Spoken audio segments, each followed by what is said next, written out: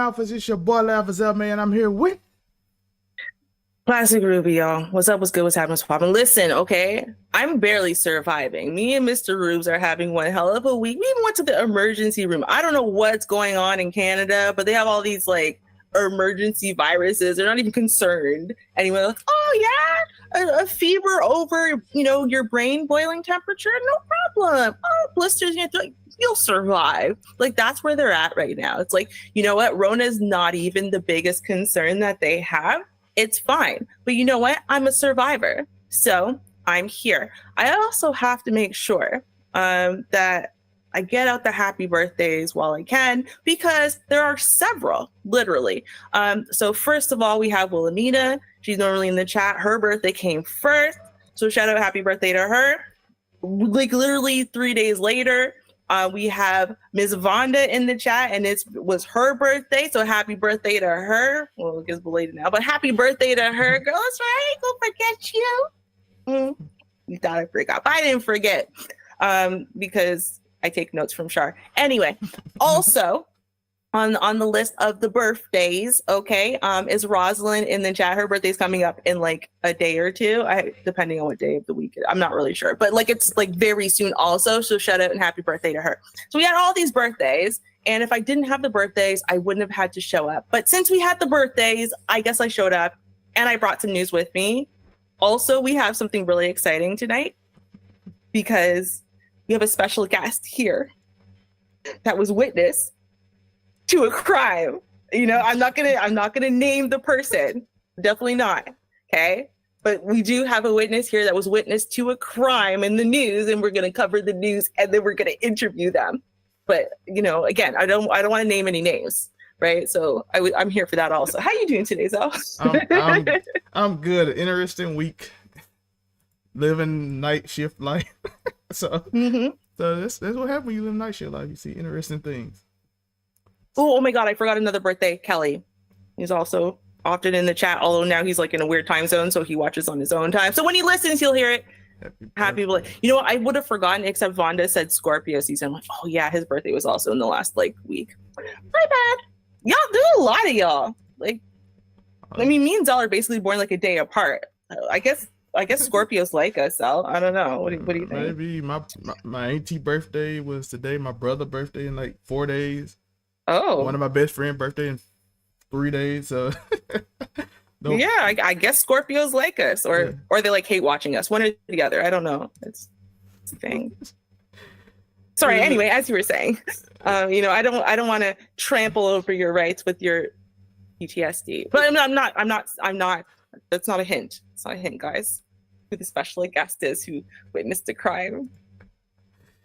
Yeah, so we got excited. We're gonna talk about that later. We got some interesting stuff to talk about. This episode is crazy, and we got to get into it. This first story is also interesting.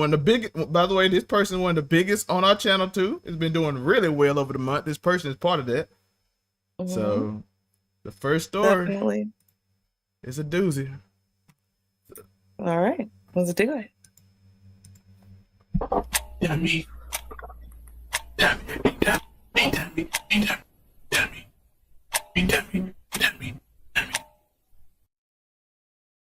All right, y'all. So we're going to cover someone we have covered before, but sadly, still not good news for Simone Biles over here.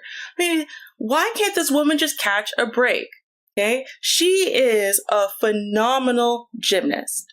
Right? I mean, record breaking. We're going to talk about that in a second. But for some reason, whenever we talk about Simone Biles, we can't just have her going viral because, I don't know, she's world record breaking. She's phenomenal. No, it's always some kind of foolishness. Like, I always feel so bad for Simone Biles. I really do. And this is different because this is not just her own people hating on her edges and all kinds of foolishness. Okay. This is the Wall Street Journal failing. This is the Wall Street Journal proving that for some people, we all look alike. To the point where they're not even going to fact check their sources to make sure they have the right picture. And in this case, they didn't. Take a look at this, right? So you have the Wall Street Journal posting this saying, with 37 world and Olympic medals now, Simone Biles added to her extraordinary legacy at the World Championships in Belgium. Right? You've got the picture. Someone edited this picture on top of that to say Simone Biles is officially the most decorated gymnast in history. And unfortunately, 13 hours after the Wall Street Journal posted this, it was Simone Biles herself who had to comment and correct it and say, this picture isn't even me. Try again.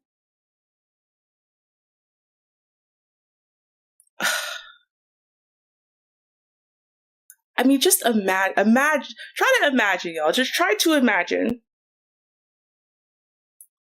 By all accounts, okay, Simone Biles is currently the best gymnast on the planet. Okay, she just recently made history by becoming the most decorated gymnast ever, male or female, right? The superstar from spring won the individual all-around title at the World Championships in Belgium last week. Well, this was now a few weeks ago, but it was this is for the 6th time, okay? And it was Biles' 27th World Championship medal and 21st gold. Biles now has 34 total medals from the World Championships and Olympics combined. And even with all of that, someone at the Wall Street Journal apparently doesn't know what she looks like. How do they feature an image of a completely different gymnast? In this case, it's someone from her team, another black gymnast, okay? One of her teammates, Shilese Jones. See a picture of them in a second. Now, the Wall Street Journal replied that the photo has been corrected. Again, I showed y'all. It was 13 hours later, and it was Simone Biles herself. Not their own fact checkers, not them, I don't know, reading their own comments, even to be like, pretty sure that's not her. And they said, we have corrected, this is the Wall Street Journal, they've said, we have corrected the photo in the story and on social media. Of course, people are a little bit outraged because, again, they ignored it until Simone Biles herself says something. Okay. They said, what Leslie Wyme said, there are so many photos. Like, we just read out all those gold medals. Those are a lot of photos of her and her wicked accomplishments. And you couldn't find one? SMH. Upperreality.eth said, like, this girl is 5'6", LOL. You'll see the height disparity in a second, y'all. Right? Miss Love said, SMH, the disrespect. Now look at this. Look at this photo, y'all. You can see there's a huge height discrepancy between Biles and Jones. Huge. Okay? Skin tone, different, right? Obviously, Jones is taller. She also has lighter skin than Simone. Their noses are different.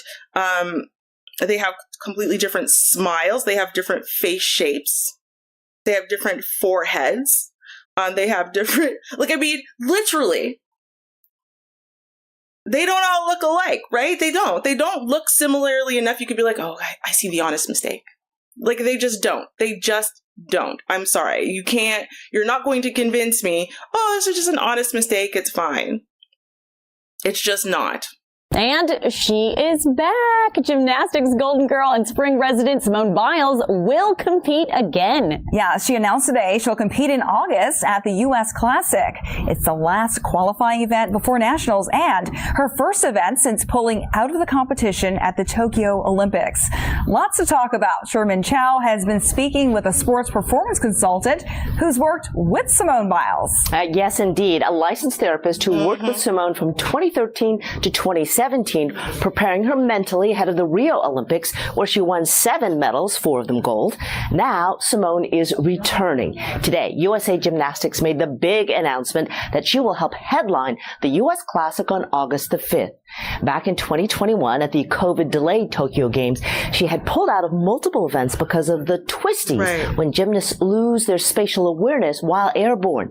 She completed the balance beam event for a bronze. Back then, Biles had a lot to manage, including including USA Gymnastics, the Larry Nassar abuse case, and because of COVID restrictions, no family support at the games. That's big for her. Right. Robert Andrews with the Institute of Sports Performance works with many Olympians, including Biles in the past, and says dealing with past stress is key for the future. Are you serious? The stress is even going to be greater now than it was then because more eyes are going to be on her. The brand is bigger. Yeah. The expectations are greater. And she's 3 years older. Biles, now 26. World-class gymnasts typically peak during their teens. Right. But what we know about Simone is that she is anything but typical. The Tokyo Olympics catapulted her as an advocate for athletes and their mental health. The world will be watching about a month from now at that U.S. Classic, August the 5th. And of course, the Paris... Obviously, she rocked it. Then she rocked it some more. Then she rocked it some more. And all we've heard about Simone Biles are her edges, are her inability to perform without keeping every single hair in place, right? And now you finally want to actually laud her for her accomplishments and for her record breakingness, and you can't even find a picture of her? We need to do better. We need to do better. Because you know what? This reminds me of something. Hold on. Let me do this one. Now, this is the gymnastics world, okay? So for those of y'all who are like, yeah, but come on, we're in a post-racial society. Race has nothing to do with it. No, these are the challenges that Black gymnasts have been facing in the Western world, and certainly when they're performing in other places around the world. Now, you can take a look at this young Black gymnast on her team. She's the only Black girl on her team. And let's see how she's treated during this medal ceremony. They're all standing in a row getting medals, right? Okay. Look, the girl right before her got a medal. She's standing right in front of the girl and, oh, wait a minute.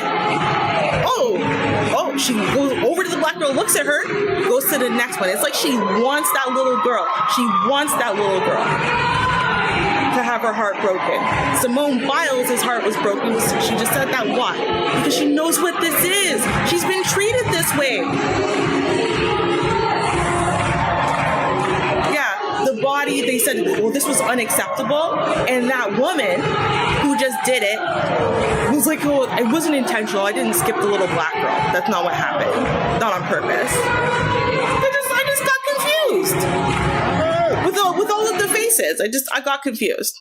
Sportsmanship, gamesmanship, these are the ethos of sports. They stand for respect, ethics, and fairness among competitors. While athletes are expected to uphold these values, what about the judges? A shocking video has been doing the rounds on social media. Before I go on, take a look.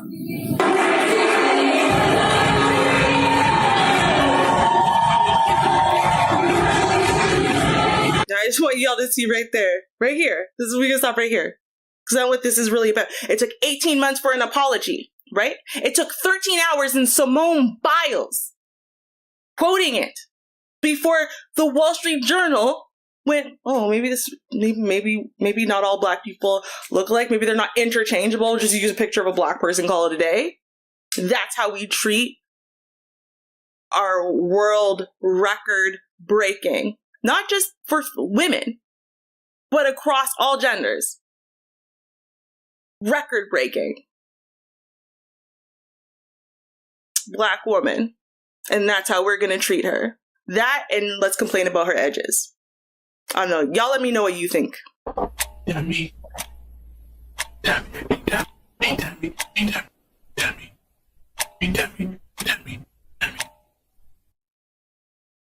Now, the thing is, I actually recorded a full video of the last little girl that we showed that got passed by with the medal ceremony. If I didn't actually release it, because I'm not sure if I did, because I actually ended up recording a lot that we ended up not releasing because, we picked the best of the best for y'all. So if I didn't, I will release it when I release this video. So that way, link them all together. You guys can hear the full story because it's so sad. You think about how hard these are athletes, okay? The amount of injuries and whatever that they go through, the hard training they're going through sometimes like 2 or 3 years old. What Simone Biles has done to be the most decorated gymnast, period, ever in history, not living or dead. And she can't catch a break. She gets married to like a football star. You know, she's living the dream, and all we want to talk about are her edges. Yeah, she wins the gold. You know, all we want to do is talk about her edges. Right? Like it's like, bro, why can't we just let this woman live? You know what I mean? Then we want to let her live, but wait a minute. But Wall Street Journal? Are you kidding me? They put the wrong picture, and it took Simone Biles herself to say that's not me. For them to notice and change it, like, bro. But we live in a post-racial society. I'm checking. I don't know. What do you think, Zel?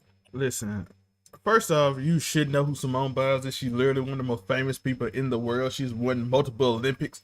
She's like the featured person at the Olympics every time.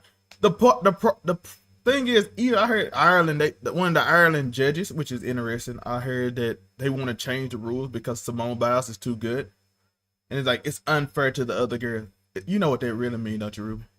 It's unfair to the other white girls because of black people too athletic. It's the same thing they did to Kareem when it was when it was still racism involved. When it was Jim Crow, and that, oh yeah, you can't dunk because you're too tall and can jump too high. Oh yeah, so you have to do layups now just because you make rules because the black guys are too good. Right. I mean, that, like, it's mind-blowing. And it's mind-blowing that they'll then turn around and say things like, well, Simone Biles only has a spot because they had to fill a quota, right? Just affirmative action. Like, they say things like that, right? Like, I literally have heard people say that. And like, you know, let's dismiss all of the fact that she's been doing this since she was 3 years old. She's put her blood, sweat, and tears into it. She's like the best in the world. She's the most decorated. Let's dismiss the fact that she was, like everyone else who was in the Olympic teams, assaulted by Larry Nassar, right? She had just had the twisties at the last Olympics, right? And she's worked diligently, mental health, emotional, physical, everything to come back, right? And then be winning again, right? Like, let's dismiss like all of these things, right? And just say tokenism. You know what I mean? Am I right? Affirmative action. Am I right? It's disgusting. I'm sorry. It's just so disgusting because I just watched the coverage of this woman. And I'm just like, really? When it was Dominique Moceanu, right? Versus Dominique Dawes. When it was Dominique Moceanu, oh my God, there was never a negative thing to say about Dominique Moceanu back in the day. When Shannon Miller ran away with her coach, man, they squashed that as fast as they could. Like, I mean, not like I'm a gymnastics fan or anything, right? But it's just like, dude, poor, my heart goes out to her. Yo, we got to give her just good coverage. It's what we got to do. We just got to do that. Shout out to going forward. Shout out to Simone Biles. You know, she, like Dunteezy said in the chat, between the predator stuff she dealt with, and then all the mental health things, and then still winning, having the twisties and still getting bronze in the Olympics is, in one of the highest competitions is still insane. Because when I heard people get twisted, they can't even compete at all, and she still got bronze. Let's tell you how much different she is than the rest of her competition. So I always shout out to Simone Biles. Next up, we do have I had to give y'all a Halloween story. It is Halloween last week, so I have to give you a Halloween story. Not a good one, but we take what we get.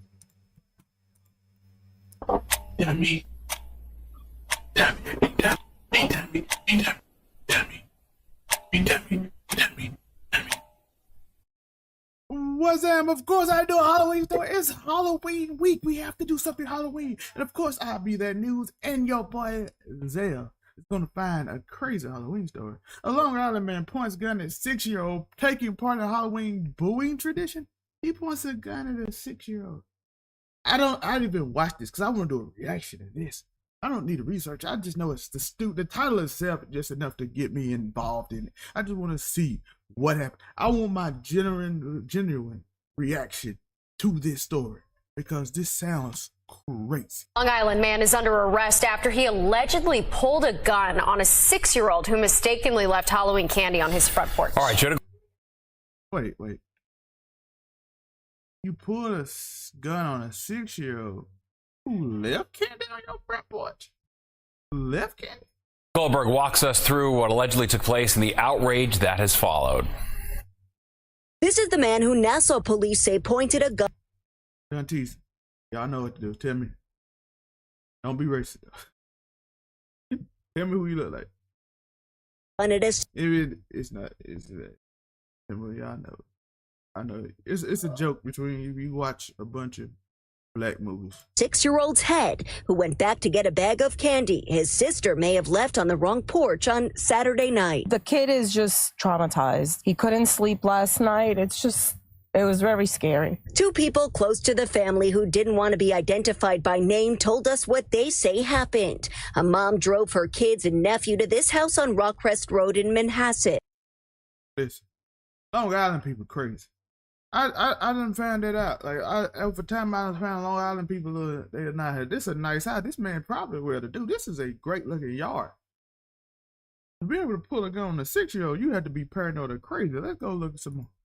To take part in a Halloween tradition known as booing. Her daughter rang the doorbell and left a goodie bag for her friend on the doorstep. She thought it was the wrong house and then was texting her friend to make sure that it was the house. But by the time she answered her, they had already come back to retrieve the bag of candy. It ended up being the... Oh, so booing is when apparently... y'all heard. Booing is when you send it to your friend. Wait, I didn't do booing. Did y'all do booing as a kid? I did. Let me know if y'all did booing. Right house, but it was too late by the time they realized. The girl's younger brother went to grab the bag, and that's when police say Wen pulled the gun and yelled, "Get the expletive off my property." You open the door and you point a gun at him? A 6-year-old, he's like a little twig. The 43-year-old who faces charges, including endangering the welfare of a child. Listen, it's a certain thing of self-defense, your property, all that stuff. I get it, I understand. But if you look out your window and the fact that you had to point down at a kid, because I don't care how big a 6-year-old is, he's not going to be. Like you, my nephew, you're a big boy. Yeah, up here now. He 8, but he didn't get that till he 8. He was still big as a 6-year-old, but he got bigger at 8. 6-year-old, I don't care how. I don't think it's possible for a 6-year-old to be gigantic enough for you to be afraid of a 6-year-old. Pleaded not guilty and didn't answer the door on Monday afternoon. His attorney tells Fox 5. Hey, listen, the grown white woman knock on the door, you don't pull a gun on her. You're real bold when it's a kid. He's known Wen for 2 decades and calls the incident a misunderstanding. He says his client, a married man and loving father, has been on edge. He shared this surveillance video showing 2 strangers banging on his door the night before. His family was terrorized by this banging, and he has 3 minor kids. They were worried somebody might break in. Isn't that like the thing, Ding Dong Ditch and all that stuff that Ruben them talked about? Again, this story is correlating with stuff that we already talked about. You still, even if it's 16-year-olds doing stupid stuff, you don't pull a gun on them. You know what I'm saying? Unless your house was robbed. And even then, you don't pull a gun on a 6-year-old because you're on edge. Listen, there is no accountability in culture today. If my videos haven't taught you nothing, there is no accountability in life until there's accountability. And now, the two of the stories that we did today, at least, accountability is probably going to be had. He needs to be arrested. He needs to go to jail. Sir, you pointed a gun at a 6-year-old. Regretful for what happened. With Halloween on Tuesday, neighbors we spoke with say they're worried about trick-or-treaters going to the house where it happened, but officials say all of Wen's guns have already been seized. That's not normal behavior. Police say it's not normal. Bro, people going to knock on your door. This was like a few days ago. It's Halloween. People going to start knocking on your door. What you going to do, pull a gun on every little 5-year-old that come to your house? Wen's gun license has been suspended, and he was issued an order of protection. In Manhasset, Long Island, Jody Goldberg, Fox. Why do I feel like he's so rich that, he's so well off in this nice house? Somehow we're going to, I'm gonna keep up with this story because I think he's so well off. Apparently he's in protection. He got a gun. He's gonna have a bunch of mental problems because people knocked on his door. You put on a gun on a 6-year-old, you just have to go to jail. It's simple. I don't care. It's like I don't care, bro. You can't mistake a 6-year-old. What is he doing? Just going? Look at this house, bro. You probably have a security. So you go look. You had a camera. Meaning you can look at the video and see where's your house, and then you knock on the door, or they come outside, you can clearly see who's out there. Do you just hear the security system and just run outside and with a gun? Is that what you do? Is that what we doing? We just running outside with a gun now? Whenever we hear somebody door, when the little alarm says front door, if someone out there, let me get my gun and pull a gun on them. No, you look outside, you see what, you don't know if they got a gun. You don't know if you're getting robbed. What kind of idiot does this anyway? So I see no excuse for this. I don't care if you're on edge. I don't care if you've been drinking. I don't care what it is in life. You have no excuse not to check your way. First off, it's stupid not to check your phone to see who's outside and see if it's somebody actually dangerous before you just going out there with a gun. And just because some little kids knocking on your door, running off and annoying you, don't mean you have the right to just pull a gun on. It's not normal, as the police said. Let me know y'all thoughts. Like and subscribe, hit that notification bell. Yo, listen, happy Halloween, belated Halloween, because I know it's 2 days after November 2nd at this point, or November 3rd, depending on if you're doing a recording or watch live. Watch live every Thursday, because you get our input in between the shows, and you get a Karen, and you get me doing a live talk about some Karen event and story. Well, this week is probably going to be, y'all see the title already. It's DJ Akademiks and Saucy Walker. That's going to be my live discussion. One wants to fight, the other wants to. So go back and watch that on the live feed. And you watch our opinions on this live together as me and Ruby does a discussion. All that stuff. Hit that notification bell, like and subscribe one more time. Long Island people, y'all looking a little off, so y'all need some wins. Peace.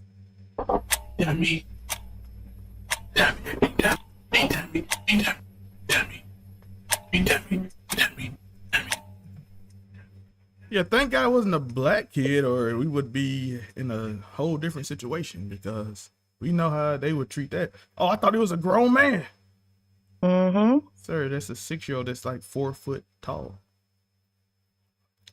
Yeah, I mean, but this is what we've been seeing. Unfortunately, I can't even solely blame it on. It's just this gun culture, and Americans don't want to see it, especially those who are avid gun owners and users. They don't want to see it. They want to see the effect that it's having. But if you can't look at how many stories that we've just covered just this year about people shooting children on their doorsteps, or who pull into their driveway to try to make a Yui, or who think they're coming to pick up a younger sibling and they just went to the wrong house a few houses down and they're getting shot for their efforts, right? If you can't see that there is a problem here, right? Ding dong ditch, or as we prefer to say, nicky 9 doors. If you can't see that no one used to die doing that. No one used to be at risk of dying for knocking on your doorbell, knocking on your door and being a little annoying. Because trick or treat, especially during trick or treat time, this is wild. We've done one too many stories proving, though, dude, listen, people want to be the last action hero. That's what it is. They do. They just want to be yeah, I took someone out. I defended my home and my country, because the internet radicalizes people. That's what it is. So if you're a gun owner, you can't just be a responsible gun owner and that's it and whatever. It's radicalizing you to not just to have one to protect your home, but that you need to protect your home, that everything is a threat, that even these kids could be sent in to hurt you. They're radicalizing people, and they're causing people to be paranoid and terrified and stupid and angry and ballsy and whatever. And then there you go. One of a million reasons they're shooting kids or aiming guns at kids, at least. It's wild. I mean, even cops are doing it, right? It's wild. Listen, the fact that he went outside without any care and just yelled, "Get the," I'm not letting pointed a gun at people during Halloween season is insane, because everyone knows. Look, this makes it worse because kids coming to your door. Mm-hmm. They're coming. It's that season. It happens either Friday, Saturday, Sunday. Maybe their parents can't get out. Maybe somebody have candy. A lot of people now, because they don't want to be bothered, leave candy outside.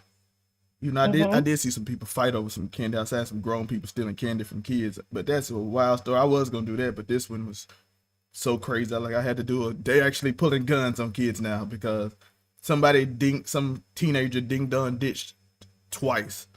I'm pulling guns on this 6-year-old without looking and talking about I'm gonna learn to a kid who has to deal with that for the rest of his life because they're gonna be like, oh, they ain't gonna want to play. They don't want to do Halloween no more. Like, Ruben, think about if you was a kid, would you want to do Halloween if somebody pull a gun on you once you go to their house? Wasn't really affected by stuff like that. I'm not really the poster child for normalcy though, so you shouldn't use me as the example. Speaking of not using normal things as an example though, apparently guys, there's a new thing called liquid gold, or at least it is the liquid gold. It's not actually liquid gold, but it's considered liquid. Anyway, the point is, okay, people are doing whole criminal conspiracies to get some of this liquid gold. Can you guys guess what it is? Or he's gonna tell you.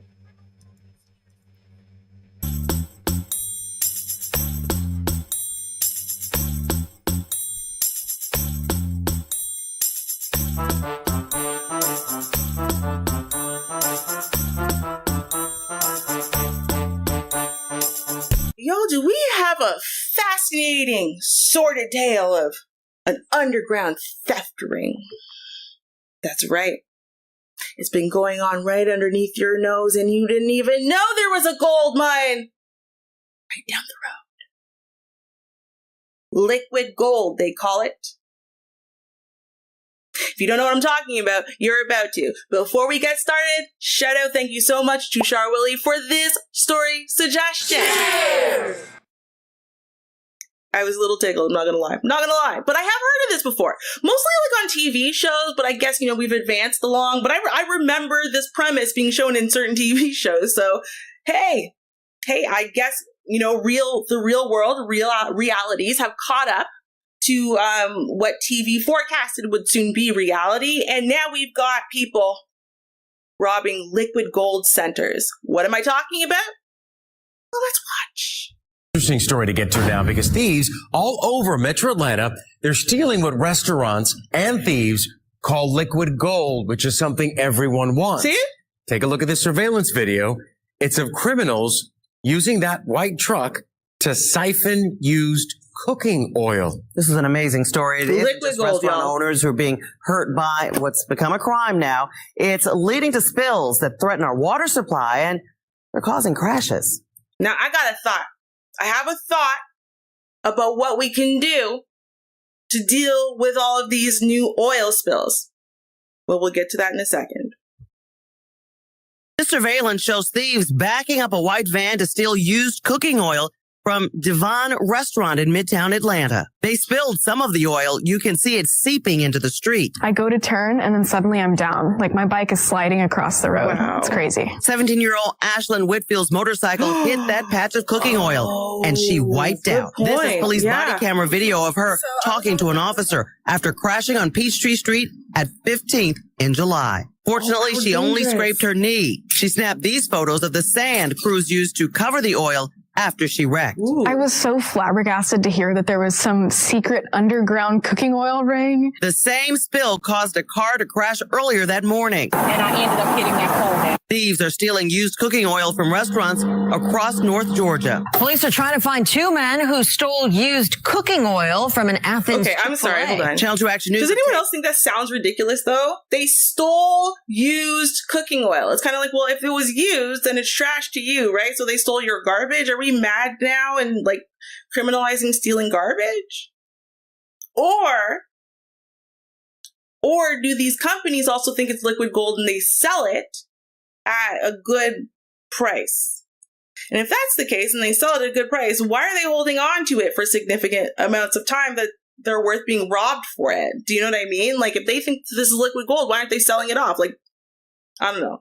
Let's keep watching. Surveillance videos of thefts in Norcross, Hiram, and Pig and Chick in Chamblee. Well, it's been going on for years, but it's just gotten really bad lately. Bill Merrick, co-owner of Pig and Chick, says when workers clean out the fryer, the oil ends up in this container.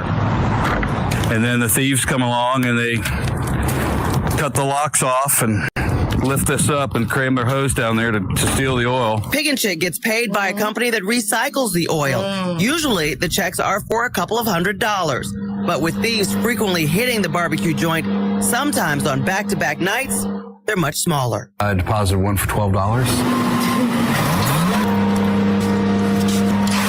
This is a worker for Darpro, a legit company collecting Pig and Chicks oil with proper equipment. 300-gallon container behind this restaurant here might be worth around $1,400. Frank Scoggins is head of security for Darling Ingredients, Darpro's parent company. Right now, used cooking oil is worth about 65 cents a pound. Primary uses are alternative fuel. It's also used in livestock feed and pet food. But in the wrong hands, oil can create expensive messes. Scoggins says thieves often spill oil like this spill in... I'm just saying, any of y'all who have like one of those fetish things where you like to eat cat food, this is just yet another reason why you should not. Ugh. Baltimore that got very close to a sewer drain. When it goes into the water system, it'll clog. That's one reason the company collects surveillance video to help police catch the thieves. Chamblee police arrested this guy, caught in the act, and on video, he's charged with stealing more than $900 worth of oil from Pig and Chick. I got 3 container trucks that look like they're offloading grease into 18-wheeler. This is body camera video of Dorville police questioning 3 men transferring used cooking oil into a large construction tanker in October. An investigator with Darling Ingredients says it contained about 8,000 gallons of oil worth $39,000. Is the oil stolen or not? No, you're lying. No, listen to me. It's stolen. No, this is not stolen oil, bro. One of the trucks has the same marking on the front fender as this truck seen stealing oil. But police say the 3 men are only charged with trespassing because they don't have enough evidence to charge them with theft. Ashlyn Whitfield has this message for all oil thieves. It definitely is not a victimless crime. You're affecting people's safety. Now, the National Renderers Association estimates that up to $75 million worth of used cooking oil is stolen each and every year. Wow. Okay, so is this, Karen, one person doing this? We saw a video there. Or is this like an organized ring of people doing this? It's hard to believe, but Darling Ingredients, which is the company we worked so closely with, says it's both. They're seeing the organized theft rings, and they're seeing some other individuals, but the theft rings are really big in the South. The reality is they steal it and they make money. Fine. But you can see the impact it has on like that woman who was on a bike and all the trash and the oil in the streets. Something you would think no one wants. Liquid gold. That's what the police are calling it too. Incredible. Really eye-opening. Good stuff, Karen. I told you, listen, I have a solution. How do we get rid of all these extra oil spills, right? I mean, come on. Now, for those of y'all who don't know what you're looking at, this is hair. Yep, this is human hair. I'm so serious. For those of you who didn't know, okay, human hair can absorb billions of, well, not billions, but like way more than their own weight in oil. Right? This is why you need, like, say, a clarifying shampoo or something to eventually remove, natural oil and added oils, because otherwise your hair is going to get heavier and heavier and heavier. Same thing happens with fake hair. Eventually, when you first put it in your hair, it might have been light and fluffy or new way, and then by the time that you throw it away, it's heavy. Right? For those of y'all who don't wear fake hair, y'all don't know. The rest of y'all know what I'm talking about. Okay. And that's because of hair's ability to hold on to oil. And this is what people are attempting to do now, is to use discarded wigs, discarded weave, discarded human hair that was, perhaps extensions, perhaps clippings off of salon floors and whatever, and making them into hair mats. Now you take a look, and there's actually companies that really do this, right? And they make hair mats. It's all out of hair that can then be used to mop up oil from bodies of water, right? As we saw there, it could be used as protection to stop more oil from going into the sewers, to mop it up from the sewer, so on and so forth. So it actually is a really fascinating thing. It really is a thing, okay? I will, in fact, link this in the description box for anybody who's interested in learning more. But it is a way, there is a way to mop up the extra oil, just so you know. But otherwise, let me know what y'all think about this used oil as liquid gold. You think it's worth the crime syndicate ring? You heard of this yourselves, y'all? Do we run cars on this now? Like cooking oil, or I don't know. Let me know what y'all think. Let me know.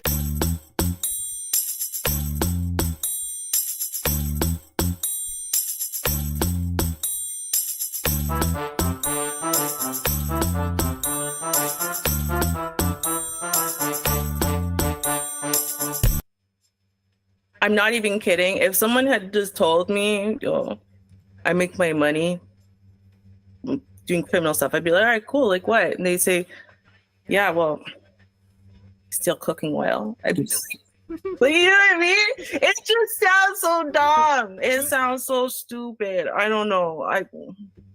Go ask the restaurants. Look, now we gotta go start asking our local restaurants. Hey, y'all got any cooking oil that expired that I can use real quick? I don't get it. I just don't get it. Maybe I don't know. We're gonna get an update once we figure out what they're doing with the crime syndicate that's stealing cooking oil. Once we find out what they're doing with them, maybe it'll make more sense. Right? Like no. See, Wanda said, right? She said the criminals are really criminaling, and I'm like, that's what it is. They had to invest money in this, right? Like this is not normal criminal. Like if you're normally being a criminaling, right? Then you're like, okay, well, what I got on me? I've got this water gun that I could put in my pocket and make it look like a real gun. I've got a face mask. Yeah, I'm gonna rob a bank, right? Like, and that's it. But like to do this crime, you have to have like an oil tanker or like something that can carry the oil. You need something that's gonna be able to siphon the oil out. Like this is an investment, bro. You are determined. You have dedicated yourself to ain't shitness. That's what it is. Because honestly, the amount of money, energy, effort you've committed to this, you could have just had a real job. Real talk. Like for less. If you can afford an oil tanker, I'm pretty sure you could probably start your own business. And not be one of them dudes online that say anybody can start a business, just put an LLC in. No, you have enough money to buy an oil tanker. Yes, you can literally start your right. You could just do this, like you could just do this on the up and up. Do you know what I mean? Like it's just like, no, you want to be a criminal. Like that's what it is. You want to. You're just like, no, I'm never gonna be one of those people who has a straight job. You know what I mean? Like one of those people who like looks down on the normies who work 9 to 5s or whatever, who work within the law. Yeah, they want to be listening to I'm a cowboy. Like not even like rap. No, they're listening to that kind of thing. They want to be like cooking oil cowboys, okay? Just playing nonsense. I can see them playing loud music, like just start playing like Eminem's Legacy. This is my legacy. Some rock and roll on the side. Bro, you know what I mean? Like I listen. I'm gonna do my research into it, but they said it's like you get like 65 cents on the liter, 65 cents on some. It wasn't even on the gallon. I think it was on the liter. So I don't know. I guess. I mean, it seems like you would need a lot of liters for it to start paying off. But okay, I guess it's worth stealing it. I don't know. Like if you're rich enough about oil tanker, just ask to like, can I have this? I'm wealthy enough that you probably like, okay, I'm doing it for a good. Lie at least. Lie and be like I'm doing it for a good cause. Shout out to Shar in the chat talking about sweet and sour pork fried. Girl, don't make me hungry now. I haven't really been eating much this week because we just like my sense of taste is really strong, but my sense of appetite is not. And now I'm like, sounds kind of good. That's where I'm at. I don't know. Listen, we obviously need to move on to something else. I'm starving now, Shar. Thanks. Shout out to Shar. Y'all know I'm on a mission. I am on a mission to end this YouTube clout chase, and we have another one. So let's get into this YouTube clout chase again. Dummy.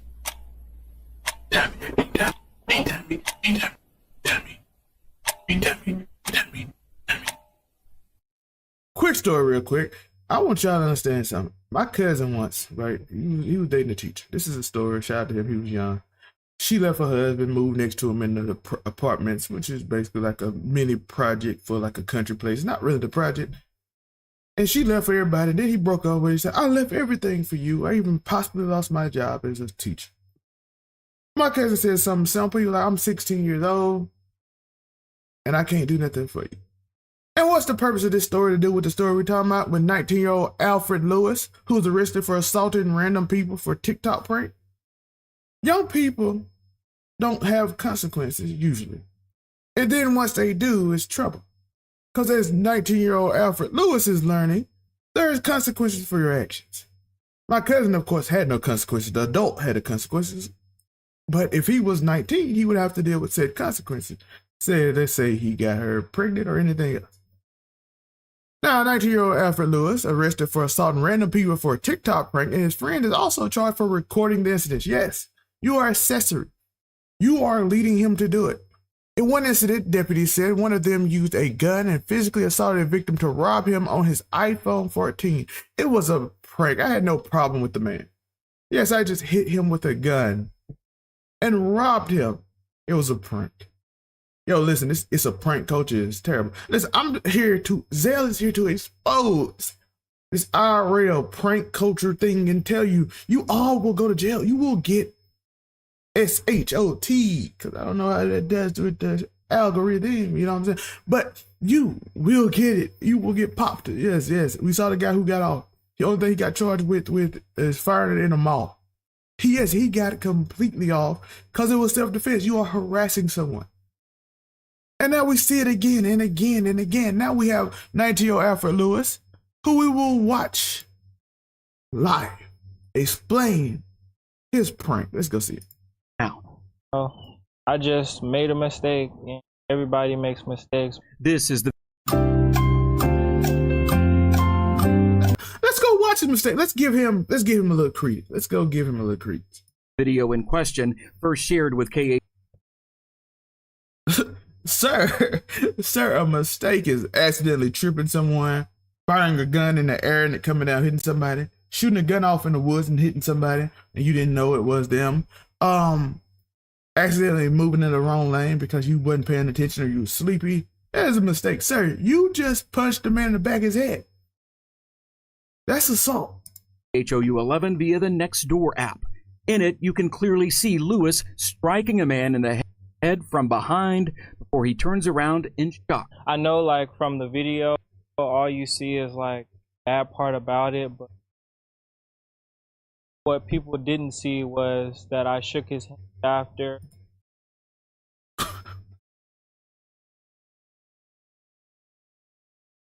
What? This beard is, yo, this mustache is gonna be gone by the time y'all see it probably, but this mustache is hilarious. I need y'all to go look at it. Look at the mustache. Look at how funny the mustache thinks what he just said here. The mustache is viral worthy. But this guy literally said I shook his hand after I punched him in the back of the head, and that's what people don't see. They don't see the good I did. That I punched him in the back of the head. He was probably scared, but I ain't gonna say that part. Because he saw I got two guys with me, probably had a gun on me. And then I shook his hand. Y'all didn't see the part where I shook his hand. Listen, this excuses continue to be the same excuse. I'm basically making the same video about different people at this point. Hey, listen, y'all didn't see the good I did. I shook his hand after. Y'all didn't see that part. You the one who posted it, sir. You posted it. I had gave the man a hug. That is something we cannot verify, nor can we confirm that another man seen in the video getting punched and grabbed later left on good terms, according to Lewis. I really didn't expect for it to just go so left.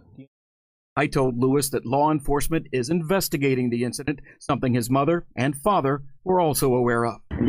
Oh, I didn't think it was gonna be a big deal if I just go hit people. If I just go punch people. I didn't think it was a big deal if I hug them after. Listen, you 19, you a decently sized black dude, apparently. I'm being real. Let's just be honest. You decently sized. You got probably other decently sized black young men. Listen, I'm very aware that I'm 190, 200 pounds. If I go punching people and then I have my friend Simone who's 6'3", my friend Kevin who's 6 foot, and my one is 6'1", and we just go around here punching 5'9" old men in the back of the head, and I say, hey, shake my hand and hug me, it's a joke. They probably gonna shake my hand and hug me because they don't know what the consequences is gonna be. We have to be honest about these things. We have to tell the truth about them, bro. We have to. Probably disappointed. Yeah, she is. Do it now. Oh, I just made a mistake. Of course, now we have to find out a little more information on Alfred Lewis. What area he was in? He was apparently in Texas. Texas and Georgia is taking over Florida for crazy. We got to get Florida back in the mix. Florida, don't get out crazy. The video who was posted on the app Nextdoor by concerned residents in the area, U2KHOL11. Lewis shared that he committed the outrageous string of attacks to get likes and views for YouTube and TikTok channels. I really didn't expect for it to go so left, you know, he said. None of the victims of the viral video fighting back after being accosted by a team and seems more startled after being hit.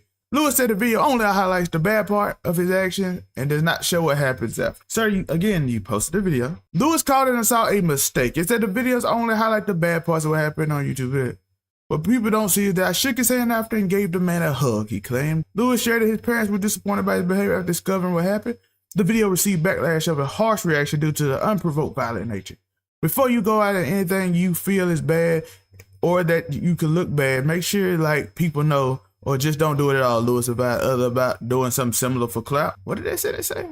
Before you go out and do anything you feel is bad or that could look bad, make sure you people know, or just don't do it at all. He's just saying just don't do stupid things. And I don't know why he said look is bad. No, if you don't go punching people randomly that you don't know. Now, if you're doing prank videos the way they did them like FouseyTube and Rice Gun back in the day, it was fake and people criticized them for it. But at least everybody knew what was going on. It was a fake prank. And even if this is a fake prank, you didn't let people know it was a fake prank.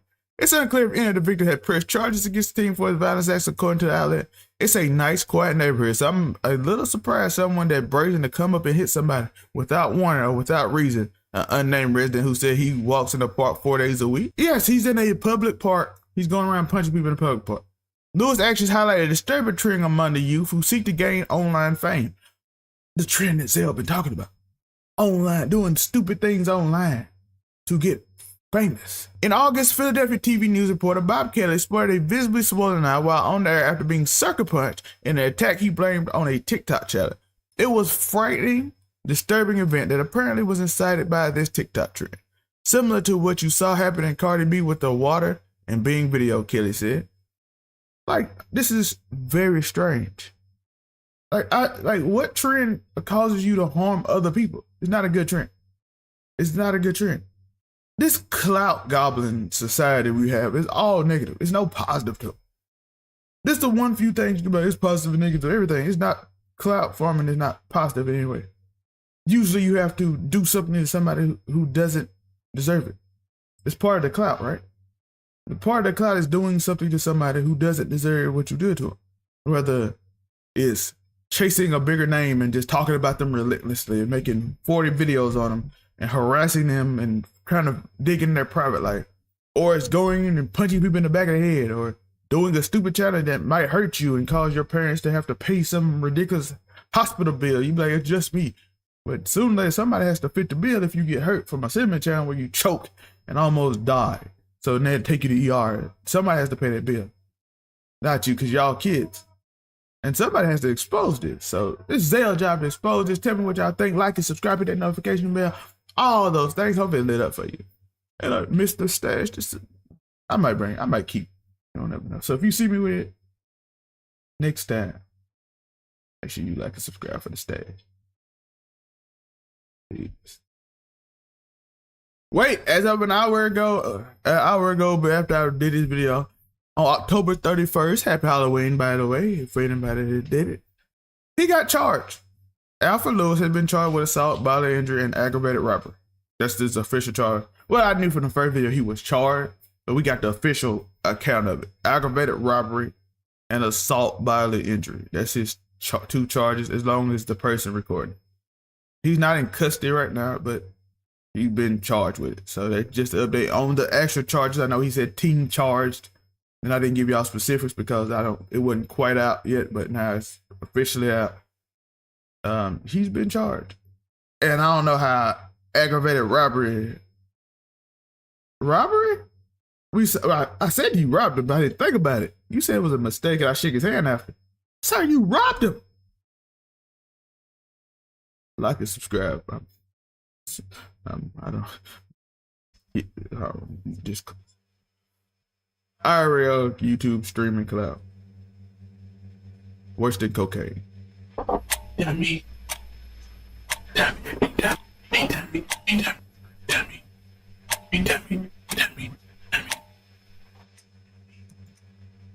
Listen, this IRL streaming cloud is getting out of hand. I do a story every week about somebody going to jail and getting shot at this point. Ruby, before you go, I want you to understand. After he punched him and robbed him, y'all didn't see the good part when he hugged him and shook his hand. No, that's important. That's important because I'm recording the video though, but I mean, for me, it would be extra motivation as to why you should be extra, I don't know, charged with assault. Because after you do me wrong, I don't want you to touch me. I barely want people I like to touch me. So, you shook my hand. So now you gave me Rona or some other virus from your filthy little hands, right? And then you hugged me. I personally would find that a violation. So you actually just said, oh, okay, yeah, here's how I'm extra egregious to people like me, right? I know that he was trying to make himself sound good, but he made himself sound worse to me. So imagine a dude rob you and then hug you. Yeah, don't touch me. Period. Bro, I don't care if your prank was way less than that. Don't touch me. Just don't. I don't know you. I don't know why strangers feel like it's okay to touch other people. I don't, but just don't touch people you don't know. So that made it worse for me. It did not make it better, at all. But listen, people are gonna learn. As I said in the chat, people are gonna learn. Y'all think listen, a dude took about 5 seconds of his life, maybe 10, to contemplate whether or not someone harassing him was pranking him or being serious. And then he shot that person in a mall. And a jury of his peers said not guilty. No, he's innocent. Right. The only thing he got in trouble for was you shouldn't have shot him in the mall. Because that could have hit someone innocent, right? But it was fine that he shot the guy, right? You shouldn't have done it in the mall where there were innocents around. But that was that's a slap on the wrist, okay? Take him to the parking lot next time. Take him to the parking lot. Yeah, right? People are tired of this. You don't understand. Pranksters are going to prison all over the world, okay? They're arresting them and they're tired of them. They're tired of them now. It's too much because you have to keep one-upping the ante to keep getting the clout, and people are sick of it. They're tired of being your target. They're tired of being your laughing stock, and they don't even get to benefit like you do. So, yeah, no, I'm so sick and tired of these little twats. So, I mean, excuse my French, jerks. These little jerks. I ain't gonna lie. I did find only prank I found funny is the one that the kids act like a mannequin and then threw a mattress at somebody's face.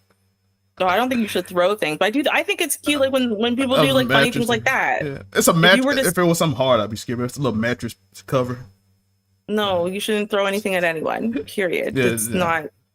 Again, you don't no. You shouldn't be throwing anything at anybody. You shouldn't. If you physically touch someone else that is not you or that is not a cohort of yours in your prank, you've gone too far. That is assault. When you touch people without them wanting to be touched, that is assault. You're not allowed to touch people. Keep your hands to yourself, okay? So I don't think that's cute. But if you wanted to pose as a mannequin, fine. But bro, no. Posing as a mannequin and scaring people is funny. Yeah, that's funny, whatever, because then people might think it's a little weird, whatever, but then you move and I don't know if you were to move around the store and stuff. I was just talking about today's special, so to me, I would get a kick out of that. It would scare me first and I'd be like, you're Jeff from today's special, haha, right? It would be fine. Yeah, wait, hold on. So Mama Rube says some of us are just touchy-feely people, but we shouldn't suffer. No, you're right. The fact that you are a touchy-feely person, you shouldn't be punished for that. But if you then impose your touchy-feely on me, guys, can you see this? Hashtag trauma, emotional damage. Yeah. If you impose your touchy-feeliness on me against my consent, then you should absolutely suffer. Yeah, no, definitely. So, adopt a child that likes to be touched. Moving on. That's a wild statement.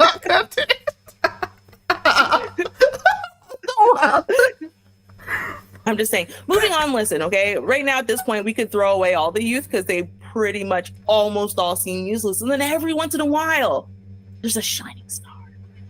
So let's look at one of the shining stars so we don't just give up on humanity altogether today. Okay, guys? And I might not get to the finish line with you, but I will continue to strive to carve out my own space before passing this baton on to a new generation of runner, confident in victory because success, it runs in my race. Now, y'all, while I could not talk about Simone Biles and her excellence, at least today, and just focus on that, I am going to focus on a little bit of ebony excellence today. You know, let's lift up our spirits and remember that, hey, the times are changing, okay? And so we have a young Black student who has received a really high honor in STEM. And more importantly, he really might have changed the future and beaten the big C. Let's take a listen. Time to get uplifted, and today we're celebrating a local high school student from Annandale, Virginia, who was just named America's top young scientist by coming up with a soap that fights skin cancer. Heman Bekele is a freshman now at W.T. Woodson High School, but he started this as a 3M Young Scientist competitor as an 8th grader at Frost Middle. Hold on. So an eighth grader in Virginia, young Black man, he's not even a young man yet. At the 8th grade, you start the 8th grade, like, you're not even a teenager yet, right? Like, man, this young boy, say, hey, you know what? I'm gonna invent soap that fights skin cancer. Bro, one time we had a science fair. It was in middle school, and you had to like invent something. And like, I am incapable of inventing. I am. I didn't even realize how incapable I was. Now, to be fair, this was the early 90s, and we were not rich. But for my invention, I invented a conveyor belt system where you take a dish, let's say, that after you're done eating with it, it's dirty. You put it on the conveyor belt, and then it goes through what is in essence like a car wash. Yeah. So I basically just invented a worse form of the dishwasher, something that already existed at the time. So yeah, I don't know. So invented a soap that cures cancer. I mean, your creativity, your genius, your level of scientific knowledge. Oh my gosh. Amazing. I'm so blown away already. This is amazing. And he started in the 8th grade, and he's only now a freshman in high school, and he's done what? Crazy. School. Now, the challenge invites students to identify an everyday problem in their community or in their world and submit videos explaining the science behind the solution. Heman combined salicylic acid, glycolic acid, and tretinoin to produce skin cancer treating. No, lady. No. Tretinoin. It's basically concentrated vitamin A. Very toxic to fetuses, which is why when you are on tretinoin and derivatives, you are not allowed to get pregnant. Like, literally, you have to actually sign forms in the doctor's office, okay? Tretinoin. I don't understand. It's phonetically right there. We're going to get to it later, I promise. Soap. The soap helps to protect the skin and enhance immune responses, again, to fight skin cancer. He cited the high price of other treatments, which can cost tens of thousands of dollars versus the cost of his bar of soap for 50 cents. Imagine a world where skin cancer treatment isn't a privilege for a few, but a right for all. Wow. Our soap has the potential to reach corners of the globe where skin cancer treatment has been out of reach for far too long. Right. In addition to the title, he also wins $25,000 for his research, and he hopes to one day create a nonprofit and give that cancer-fighting soap to communities who need it. Let's note again, right, that this 14-year-old, amazing freshman in high school, okay, started at Frost Middle School as an 8th grader, right, in the Young Scientist competition, right, and now Heman, originally from Ethiopia, sure, but let's be real. He in the Western world now. Born and raised in Western world now. Sounds very Western Black America to me. Anyway, in addition to the title, he won $25,000 for his research. Imagine being in the 9th grade and you have $25,000 for your research. Imagine being in the 9th grade and having hopes to create a nonprofit one day to give your cancer-fighting soap to communities in need.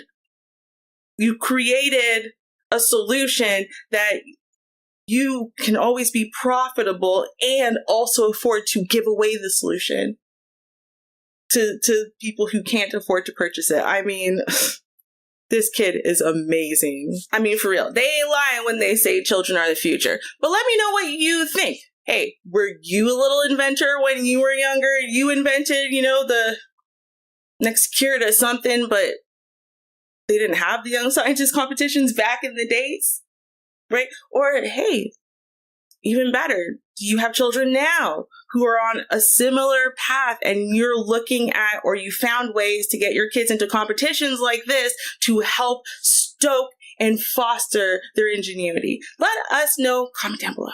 And I might not get to the finish line with you, but I will continue to strive to carve out my own space before passing this baton on to a new generation of runners, confident in victory because success, it runs in my race.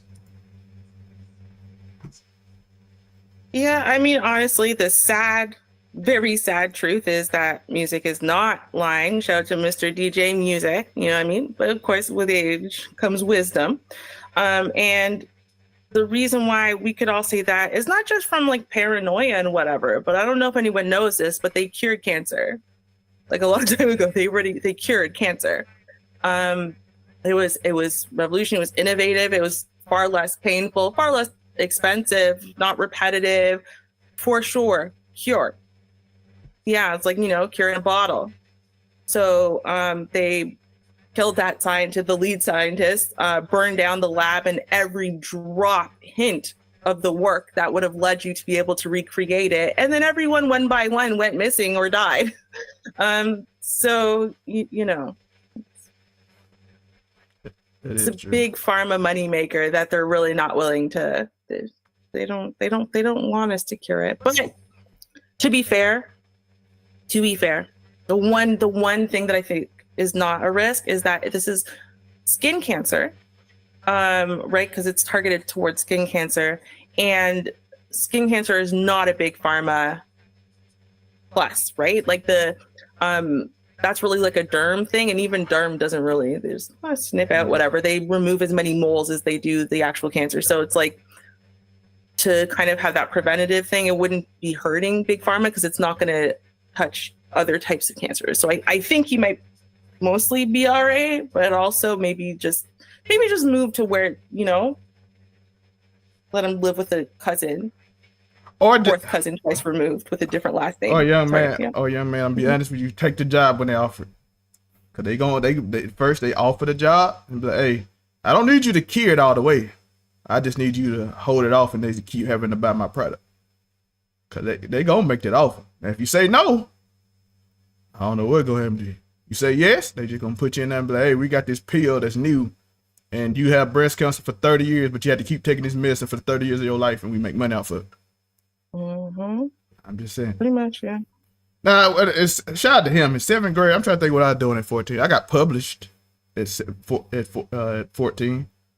So I did that. Oh, really? Yeah. I got published for poetry at 14. And I was trying to lose my virginity. So that was my goals for 14. That was my focus. Okay, so shout out to him. His goal is he cured cancer. I can't compete. So most of us can't. It's what it is, which is again why we should probably hide him. And yeah, I would say also RBR got Lucky Glitter said hopefully he'll attend an HBCU. Yeah, I think that would be the only way that any of his future works would ever actually get the recognition or publishing or the support even that like he deserves. People don't know this in academia, but your work can absolutely be squashed and silenced and demoralized to the point where you just never are able to move forward. It is something that can happen. So, I really hope that they really, really guide his educational career going forward and, maybe rely on some proven people with goodwill. I don't know how you find that, but yeah. Yo, listen, we have a story that I know Ruby's excited about because it's that time. We're gonna learn something that happened in my neck of the woods. So let's watch. But nigga, it's me. I'm him. I'm not them. I'm him Jones. I'm him Duncan. I will beat a nigga ass and stomp him in my Timberlands. Can I tell y'all a quick story? So I was here. I was in the back. I was getting things organized. I was just helped out a customer, and I saw something crazy. I saw something insane. I didn't expect it. Not where I was, not doing the things I did. And somehow it's linked to this. And we're gonna get into that later. But it's surviving San Antonio for me. I'm very downtrodden. I'm down. I don't have the energy. But we're gonna talk about this story because it does somehow involve me and things I go through. Suspect in Alamo Quarry Market carjacking linked to other similar crime, police say. Police say Julio Cesar Rivera confessed to 3 other carjacking at convenience store North Star Mall, reports.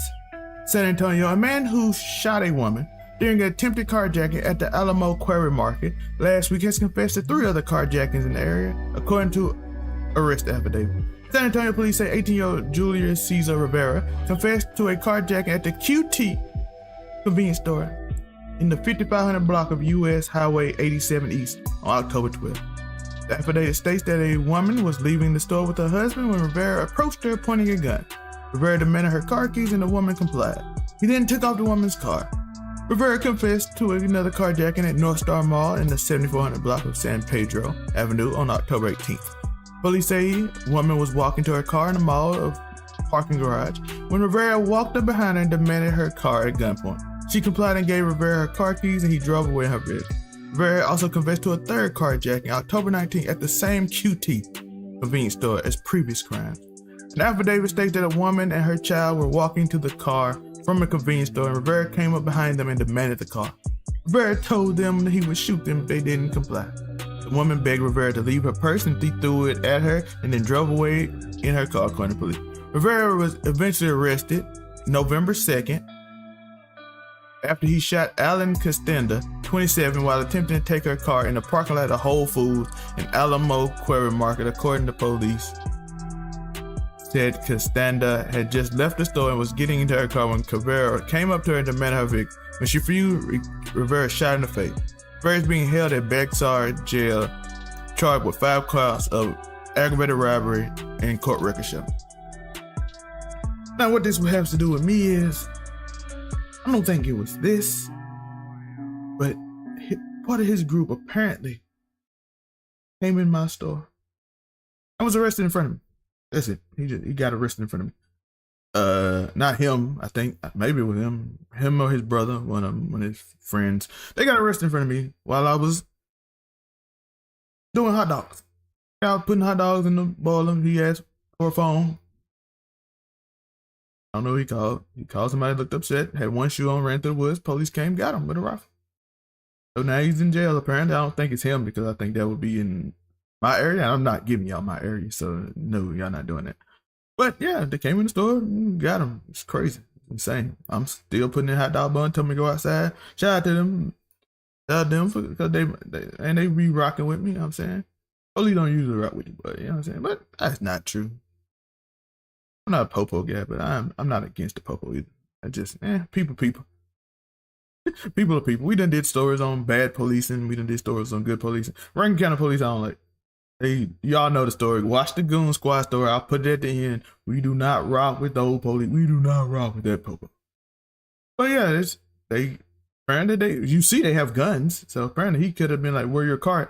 This is how dangerous it could have been. He could have been like, where your car at? And put a gun at me and tell me to give him the key or something. And then he'd take off in my car and I don't have my car and I had to sit at the store. It could have been that bad because they're apparently doing it. I don't know if they did. Apparently they're doing it to women. Very strange. They just doing it to women. I don't know how I feel about that. But yeah, this has to do with me. Right now, what we're gonna do is can't interview myself, right? So we're gonna get more in depth. I'm gonna ask Ruby to help me. Let's get it started. Live. You're attacking your mind. The nigga is me. I'm him. I'm not them. I'm him Jones. I'm him Duncan. I will beat a nigga ass and stomp him in my Timberlands. I told y'all we had a special guest witness who witnessed the crime. Okay, yeah, that's right. Our very own Zel witnessed this crime. Okay, and we are going to get more details from. Well, he didn't witness the crime, but he did witness the arrest. Okay, and so anyway, right now we're going to get some more information from Zel. Now, if y'all have any extra questions, please ask in the chat, and we'll try to slip those in. Okay, so question number one, Zel. Did you know anything about the string of robberies before this situation happened to you? Oh, you're muted. You're muted. You're muted. I did not. Apparently, it started like about a week ago in the San Antonio area. I'm in the more I'm in the more affluent area. My story is so people don't really come up there, so you don't expect it. So now I don't park my car. One thing is I don't park my car in the back. I'm parking on the side with a camera directly on it. Because I do not need my car in the back where we always park. Because they now taking them. And I'm like, I need to see where my vehicle is at all times. Right by the camera. So I can see it just on that screen right there. Mm-hmm. Well, makes sense. I think that's fair, right? I think we would most of us would react like that going forward. Well, now you did say, right, that he was dirty and he was without a shoe. So I want you to tell us, what were you thinking when you saw this filthy shoeless kid run in? Listen, I am so unaware that I didn't even pay attention to it. It was just some strange kid. Now the thing is, I thought was, where did you come from? Because I normally been where I'm at. I have security screens all over the front. So you always notice when a car is coming. There is no car in the parking lot. So it's like the only thing weird about it. And then I did notice he was limping. And he was like, he had like dirt on him, like he just jumped out of grass. And I'm like, I'm like, this kid's struggling. He must be a homeless kid. So I gave him the phone. And then he was like, I'm calling my mom, but he was getting frustrated. I'm like, what kind of mom don't take their kid that says he's 15? He was not 15. Who was saying, because he was a shorter kid, so I guess he could get away with saying he's 15. I'm like, what kind of mom doesn't take care of their kid? Well, apparently, he probably wouldn't call it his mom. Let's just be honest. I mean, probably not at this point, right? I mean, with that being said, did you wonder why he didn't have a vehicle at 4 o'clock in the morning, wandering around without a shoe, or even like a phone or some way to access anybody when he was so young at 4 o'clock in the morning? Listen. All of that, I don't, at night, I see strange things at night. I don't ask, my rule is don't ask questions. Listen, what y'all do in that bathroom back there, I have no clue. I don't ask questions. They don't pay me enough to survey. They ain't got the flashlight. I don't ask questions. I just be like, hey, bro, you buying something you not? You can't loiter around the store. I got work to do. I was more frustrated he was just sitting in the front because I'm thinking he gonna buy something or steal something, and so I had to sit here and not do. I had to get to my hot dog buns. Okay, listen. Now you've mentioned hot dogs a lot, so we're gonna get an audience question in, okay? And so Mr. Insall wants to know, right? Do you have your own small business hot dog cart? Is that what we're talking about? No. Hot dog cart, 4 o'clock in the morning. No, I'm an assistant manager somewhere, so. I gave kind of a hint in the video, so, but I'm assistant manager somewhere, so. Okay, so now you didn't actually. I don't remember hearing the specific detail. You said you saw the actual arrest happen, right? Yeah. Okay, so I want you to let us know like exactly what you saw and then what the police said after. Listen, it was the white bun. We had to put them in the steamer. So I'm sitting up. We will answer her question after. No, it's part of it. You have to answer my question first. It's part of it. Like, you know what I'm saying? I'll put the white buns in there, and then the police came in, busted in. Dude, I already know. I like, what's up, man, my guy? He didn't speak to me. I'm like, oh, he being rude today. He must be mad. He walked past. He said, hey, what's your name? What you doing? I'm like, oh, he getting real loud with this kid. Then he said, wear your shoe. I'm like, oh, something weird going on now. Get on the ground. He's like, man, leave me alone. All of a sudden, I saw him pick up. Boom! I said, oh, shit. I just put another hot dog bun in there. Put another one. I dropped one. I dropped one when it came off. He put them in, arrested them, put them out. They came in. Hey, man, anybody else came in the store? 5 other police just bust in. 2 of them with rifles. Kicked the door into both of the bathrooms. Pointed the gun. All right, we got to go outside. One of them got a gun. I'm like, oh. Where they went outside, he was explaining to me, you got to protect yourself. Make sure you good. They all like that. Like I said, where I was staying is next to a police station, so they're good. They checking through the wood. Said one of them got a gun. I was like, oh. Then when the manager came in, he came in a few hours later, told me what happened and some stuff, which we're gonna get to sooner or later. But that's what I saw. It was crazy. Like, and I'm sitting there like that. They probably think I didn't. I'm like I don't know what this guy's saying. He is not panicked at all. Like, everybody else be like, what's going on, sir? I'm just like, oh yeah, all right, bet. It was a cold day too. That cold front just came in, Ruben. It was freezing. They sent me outside without my jacket. Listen, I'm a black man. I do what the police say. One of my other people like, you're not supposed to go outside. And I said, no, I'm a black man. When the police say go outside, I'm not risking it. Well, okay, listen. So y'all don't pay me enough. I'm telling y'all. Now, we do have a couple questions, okay? So the first thing, we need some clarification on a detail you gave earlier. Was it the left shoe or the right shoe that was missing? It was the right shoe. There you have it, y'all. Right shoe. Okay. So now there's another point of clarification. I think some people wonder if you might be using the word buns to mean, for example, Don Teasy said, so you are saying that you were handling white buns, as in white girl buns, and then a cop came in and busted in. So y'all was sharing. So he's just trying to get the lay of the land fully. No, I think that's actual hot dog.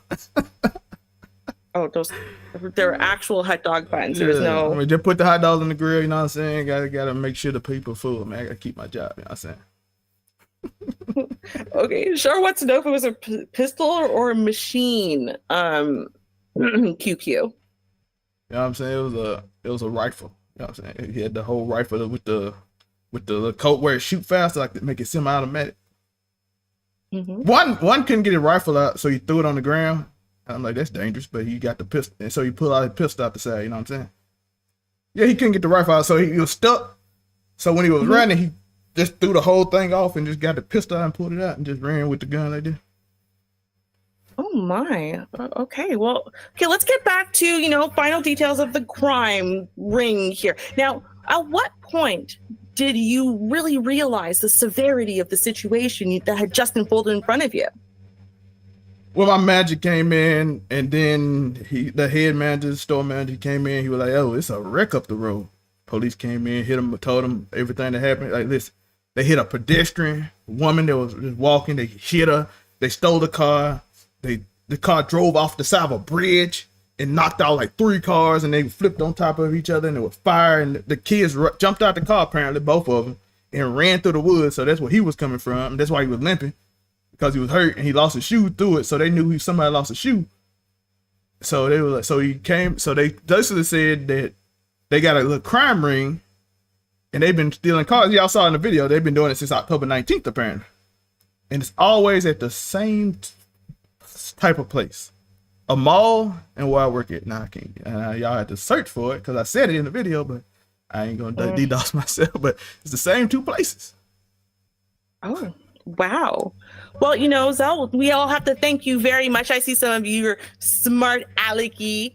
The rest of y'all questions, like for example, you know, I'll give Dante Easy one more. Okay, they just want to know if when the police busted in, right? Were you shocked? Did you jump? Did you wet yourself a little? You know, any type of like, what was your real nitty gritty, down to earth terror reaction? Like that's all they're looking for, right? Like I think that's really what they want to know. Like honestly, though, right? Because you've got like the I'm being tough answer, and then you've got the for real, you still can't sleep because you have nightmares answer, right? So, okay, well, which one was it? Listen, I'm being 100% honest.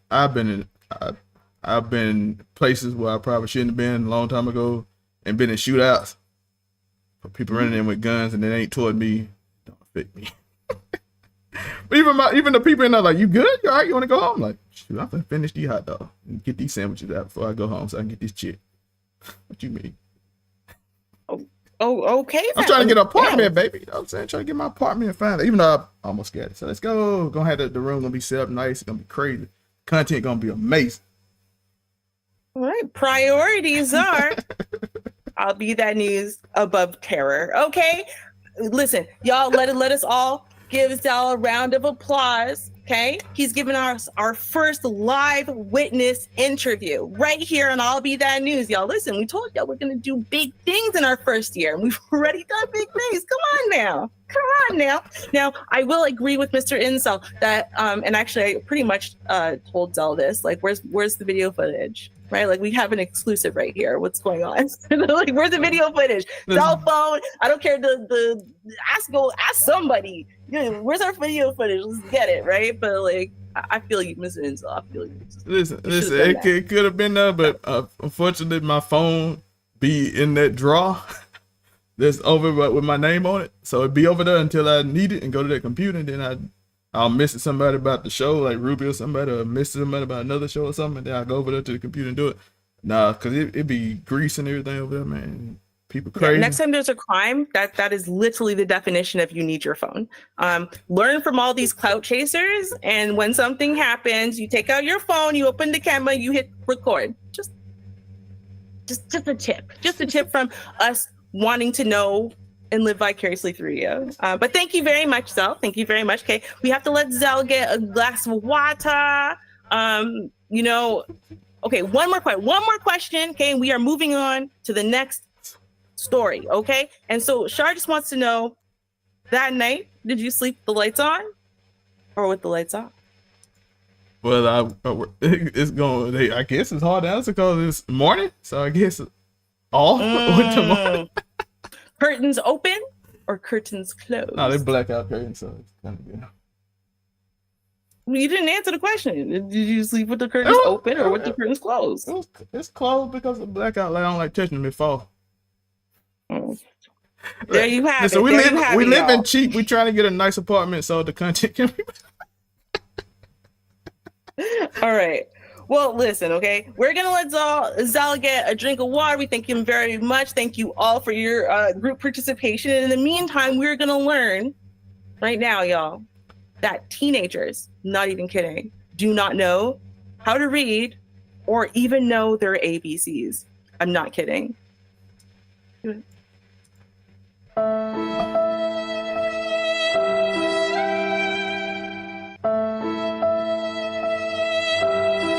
Bless your heart. Y'all, we are in sad times, okay? The technology boom has brought us wonderful advancements, right? And in some ways, our kids are way smarter than we ever were at their age, right? But there are definitely some things that are being overlooked or being pushed to the side because they're no longer useful or necessary, that are really causing problems, not just in one area of education or of knowledge, but in all areas of education and knowledge. So let's take a look, because there actually was a teacher, a music teacher specifically, who wanted to point out how these issues of specifically our children being unable to read are now affecting her ability to even teach music. So that means not only can they not read, but they don't know their alphabet. So therefore, and this is wild, they could not, even though you just tell them, hey, listen, all the letters are from A to G. That's it. You just label it straight. They can't do it. Wildly. And this woman who is a music educator, she talks about it on her TikTok, and this went viral. So we're going to listen to it. Okay. She's saying these are 8th graders, and because they don't know the alphabet, they know that it's supposed to be the alphabet, but because they don't know the alphabet, they're just making things up and putting in random symbols because they honestly don't know what the letters are.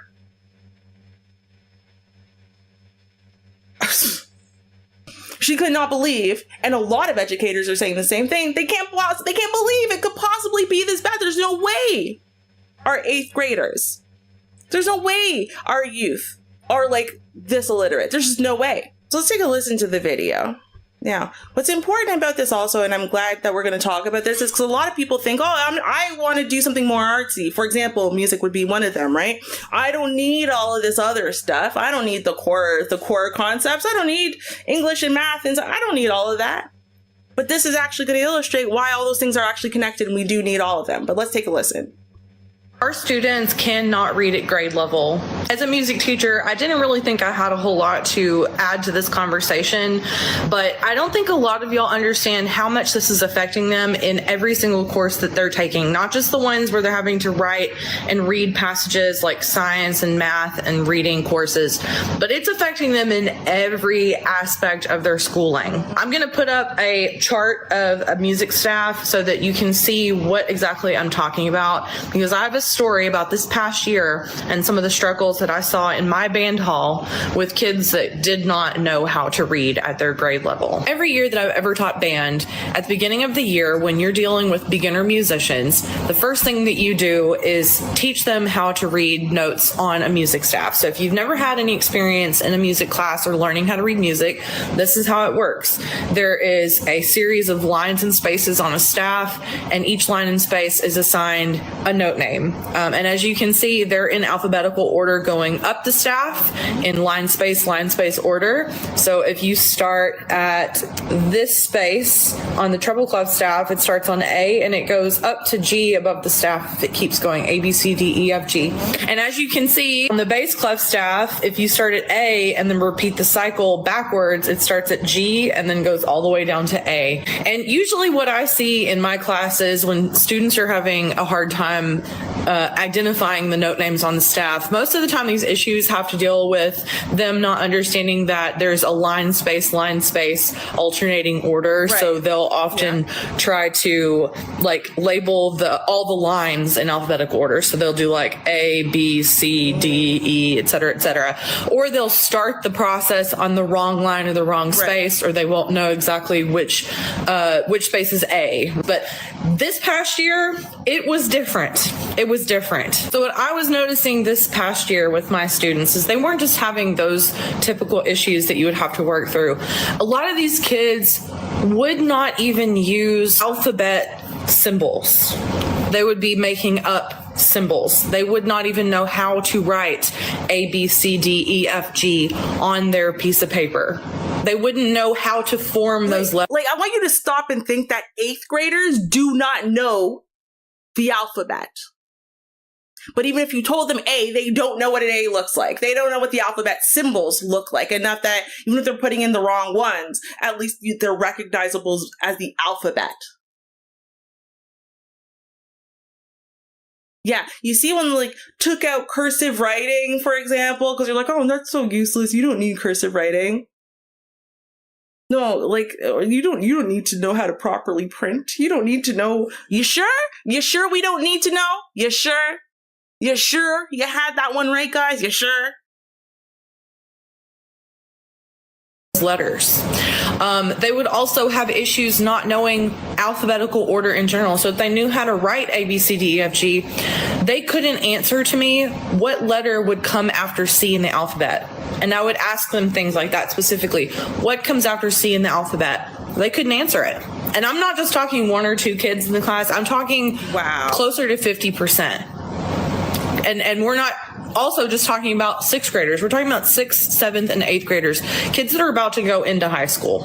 And did it make the job of teaching kids how to read music harder? Yes. But I think the reason why I'm wanting to point this out specifically is that a lot of teachers in middle school grades or upper level grades before you get into high school aren't necessarily dealing with skills that require you to go back to those remedial basics like the alphabet or drawing letters. But in music class, we literally work with the alphabet every single day. We only work with A, B, C, D, E, F, G, 7 letters of the alphabet. And a lot of these kids do not know the first 7 letters of their alphabet or what order they go in. So I can only imagine how they are having issues reading and writing when they can't even identify the first 7 letters of the alphabet. It is a crisis. It is. Before you say, well, maybe you're just not teaching the concept good enough for them to understand that they need to use the alphabet. I would see a correlation most of the time between the kids that were having those issues that I discussed and the ones that could not complete a writing assignment in music class, which I did have them write things out a lot. And oftentimes the same kids that could not identify their alphabet or write things in alphabetical order also could not write passages on their own that were legible and readable.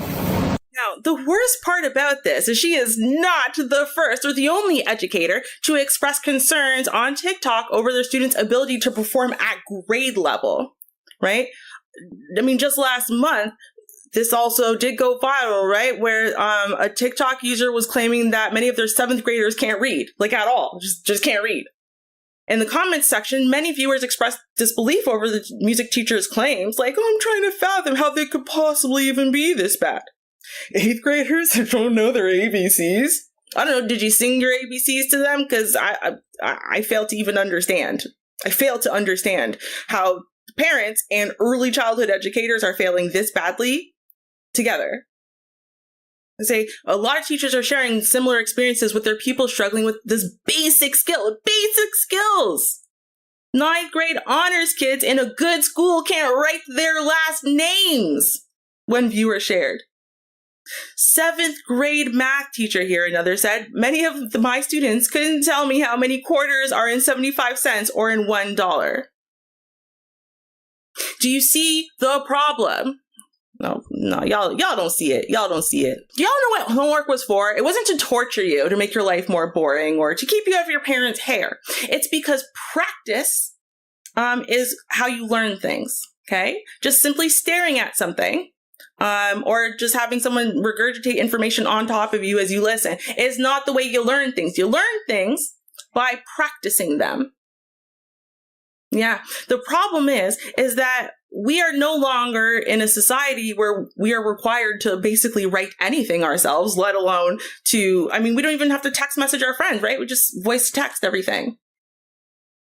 Don't have to spell your own name. Everything auto-populates for you. You've been registered everywhere since you were born, pretty much, right? Knowing numbers. Why would you have to know how many quarters are in a dollar? Have you ever even seen a quarter? Probably not. When was the last time you used money? Right? When was the last time you had to calculate anything? Everything gets automatically done for you, right? And we have done nothing to compensate for these skills. And the way that we are chasing technological skills and praising that, right? What we need to do also is remember that core basics matter. And that somehow or another, while we are trying to teach kids to be successful in the modern era, we have to teach them how to do the basics. There's no way they can be successful in the modern era. There's just no way. You can't be a computer scientist if you don't know how many quarters go into a dollar. I'm not even kidding. There's no way. If you can't just do basic mathematics, if you can't recognize letters, how are you going to program anything? I don't know. Y'all let me know what you think, though. Hey, maybe I'm just an old fuddy-duddy. Right? Do we need to know our ABCs anymore? Do we need to know our 1, 2, 3s anymore? Do we need to know mathematics, basic spelling, how to sign our own names? That's hogwash. Throw that all away. It's just a waste of energy and time. That's just the man trying to hold this down. Y'all let me know what you think, because I don't know. Like I said, maybe I'm just out of date.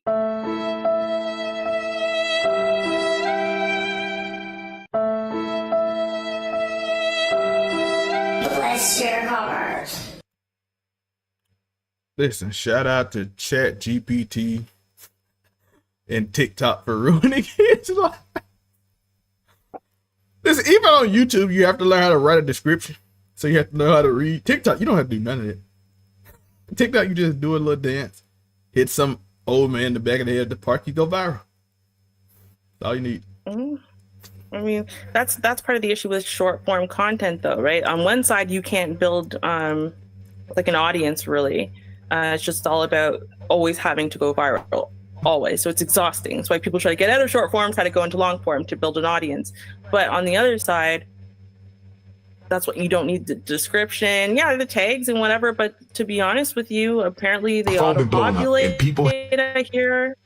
Oh, I don't know, man. This is just, it's ridiculous that 11 to 15-year-olds don't know their ABCs. I can find the average like 4-year-old, 3-year-old back in the days knew their ABCs because it's in a song, right? But again, when we throw away music and the arts and stuff, like as though those were not important subjects, and got to focus on the core subjects, but we forget that kids learn a lot from songs. So when we don't teach them the songs, and they don't know the information the song used to teach them, like the ABC song taught you your ABCs. I'm not trying to get canceled to fuck up what we got going on. That's I don't know, man. I don't know. I don't even know anymore. I'm so done with the way the education system, we're failing. We are failing. That's it. Adult people, we are failing. And if we don't do something about it, soon we are going to have generations of adult illiterate people as the norm. That's the norm, will be people can't read and write anymore. Why are we accepting this is okay? Listen, if you could be TikTok famous, it's going to be a lot more car stealings, a lot more oil stealings soon, because you can't write your resume. Hey, sir, can you sign this? I can't sign it. Don't know what numbers mean. Can't tell people when your birthday is. Dude, there's people in middle school who don't know how to spell their last name, let alone write it. That's wild. That's wild. There's just, what era are we living in? What country are we living in? It's amazing. Just wild. So pray for the youth. We see what they do. They punch people in the head. They run in people's houses. They prank people just trying to get that YouTube clout. Why? Because they can't read, so they got to get something. You can't get a regular job. You can't count money. If you can't tell me how many quarters in 75 cents, you not getting a customer service job. No. You can't make minimum wage. You are stuck. So true. Oh, DJ Music did point out something. Here's the typical conversation. Let me put this up. This is their conversation. Mm-hmm. Here you go. Here's a typical conversation they have these days. WYD, BFF, NTM, TTYL, or CULTR. But like, the worst part is that they don't know what those letters mean. Like, how do you not know what? Do you see what I'm saying? Like, even for you to do that, back in the days, right? The kids who started all this internet speak, they knew how to write. They might start not knowing how to spell out the correct words like properly, but they knew what the letters stood for. You know what I mean? Like, now we're at the point where they couldn't tell you that WYD are letters, and those letters stand for what you doing, and that's how you spell them. They couldn't even tell you that. It's just a guess. They just know that if they write those weird symbols together, it means what are you doing? They don't know that those are letters.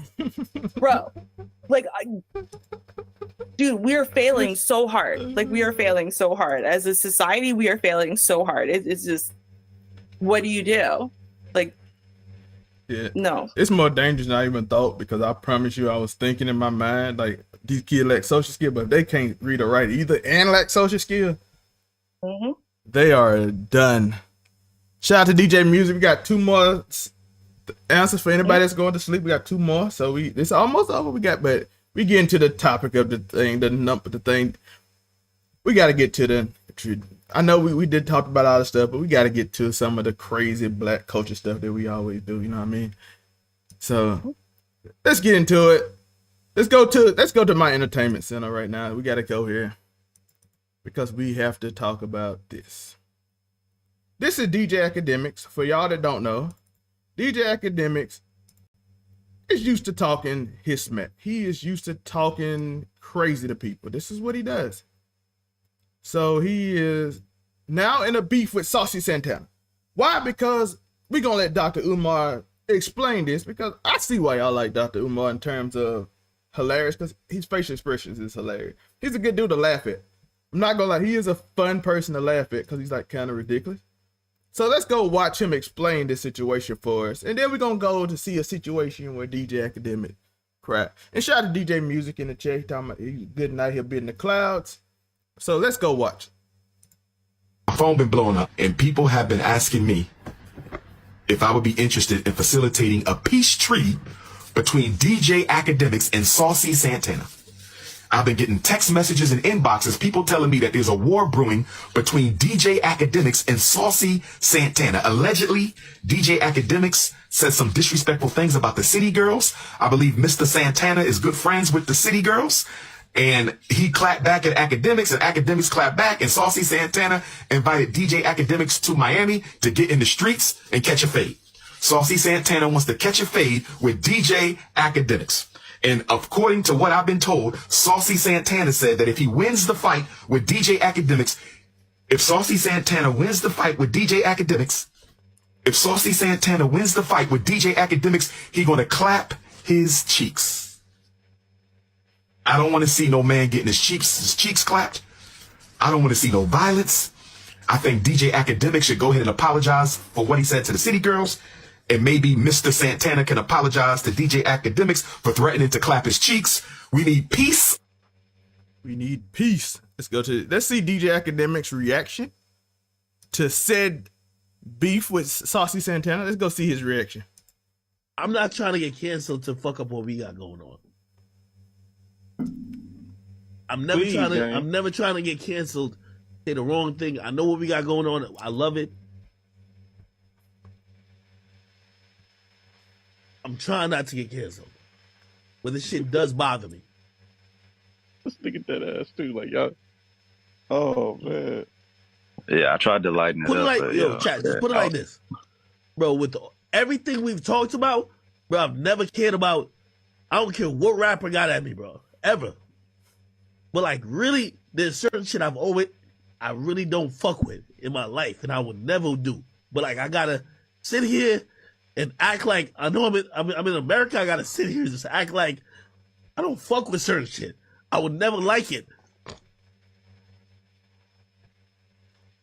I think he's so angry right now. He would have cried. That's the type of anger you got right.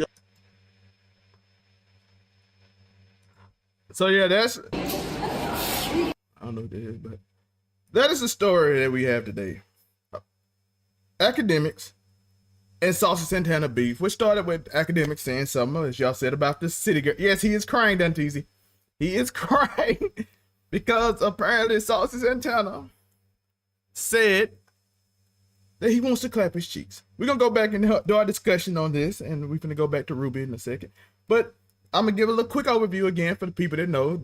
Dr. Umar said it in most of the part, but he said something about the City Girls, and he always disrespectful because that's what Act does.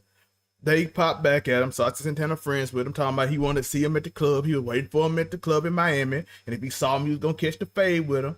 DJ Akademiks clapped back, said, "Hey, you can come over here to me and meet me on my turf, and we can fight." So Saucy Santana said, "No, I want to meet you in the streets, and when I win, I'm gonna clap them cheeks." Now, DJ Akademiks is a person who typically, we're going to go back to the group now. DJ Akademiks is a person who usually talks so much smack to people and talks crazy and talks reckless to people. Now is essentially crying because a man said he's going to clap his cheeks. Now, do I agree with what Saucy said? Of course not. That is insane. And that's a whole nother conversation on why do people get away with saying they're going to hurt somebody. Because I'm just saying, if somebody else said the same thing about another group, you know what I'm saying? It's going to get real iffy for that situation. Like, I don't know. are we okay when somebody's like, I'm going to beat you up and then, I'm just saying, it gets real iffy And I'm for equality on everybody, because if you're going to be equal, you got to hold them accountable too. But DJ Akademiks go at people all the time, and usually he's saying that he can't say what he want to say. He can't do the thing he want to do because, let's just say it, Saucy Santana is part of the LGBTQ community, and according to him, he'll get canceled if he go against him. Now, let's be honest now. DJ Akademiks been in the same situation. Like, it's rappers who can't articulate themselves because they're not, let's be honest, they're not the brightest people in the world. So when he claps at them and says some clever things and disses them, and then they can't clap back, the only thing they know to do is to fight him or shoot him. If they fight him or shoot him, the police gonna know it with them. If they hire somebody like, oh, he's in the beef with Freddie Gibbs and Meek Mill, he got jumped. Let's look into Meek Mills. Meek Mills got like that had warrants out from his arrest. He's still on probation. I don't need people looking for me. I can't do nothing while he talking crazy to me. So now DJ Akademiks technically in the same situation. Listen, I can't say what I want to say because of a certain situation, and I can't do what I want to do and say what I said. You're in the same situation you put them in. Now you online crying. I ain't see them crying when they like, I want to beat him up, but I can't because I go to jail. Because everybody know we beefing because he get there and drink online all day. Ruby, thoughts on this crazy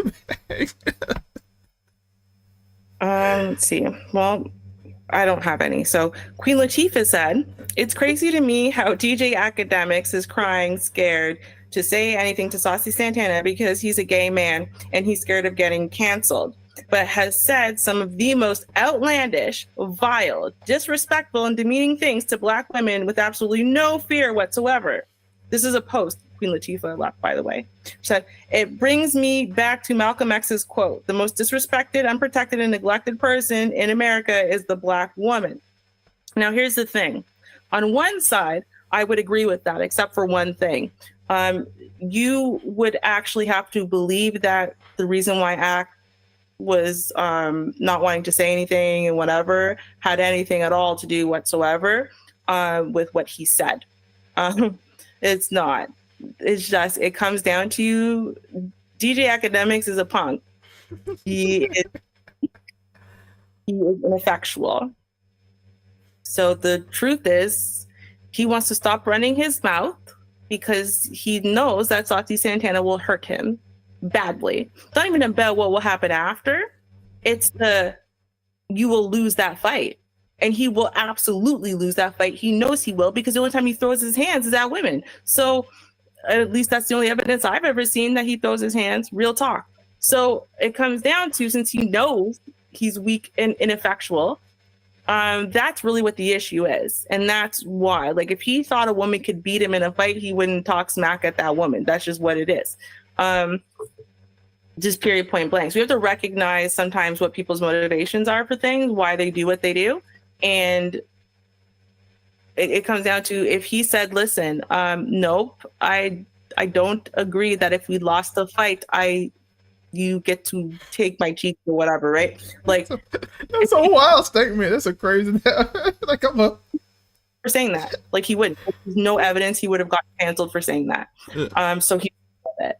Because the truth is, number one, I'm sorry, but there's a lot of secret so-and-so going on in Hollywood and in these spaces and blah, blah, blah, and in the people he's even interviewed. I'm just saying.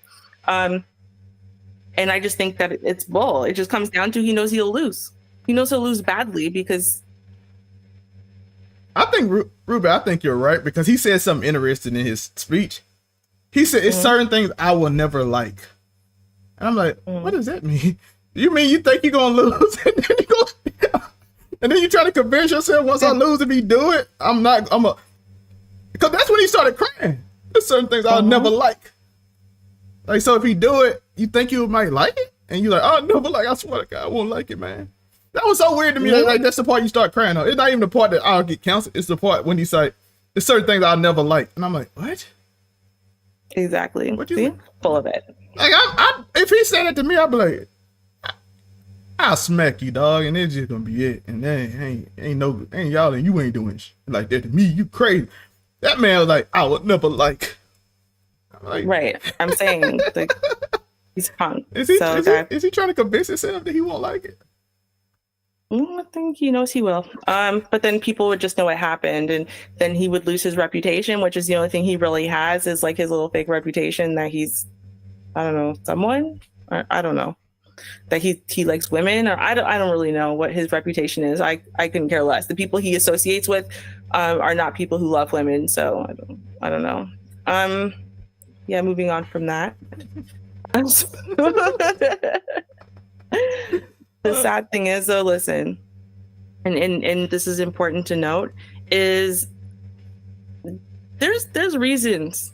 There's reasons sometimes to not love women. Our Karen today, she's not even like a Karen. She's like an ex-girlfriend, like a super Karen on like meth or something. I don't know. She's scary. That's all. She's scary. She's actually scary.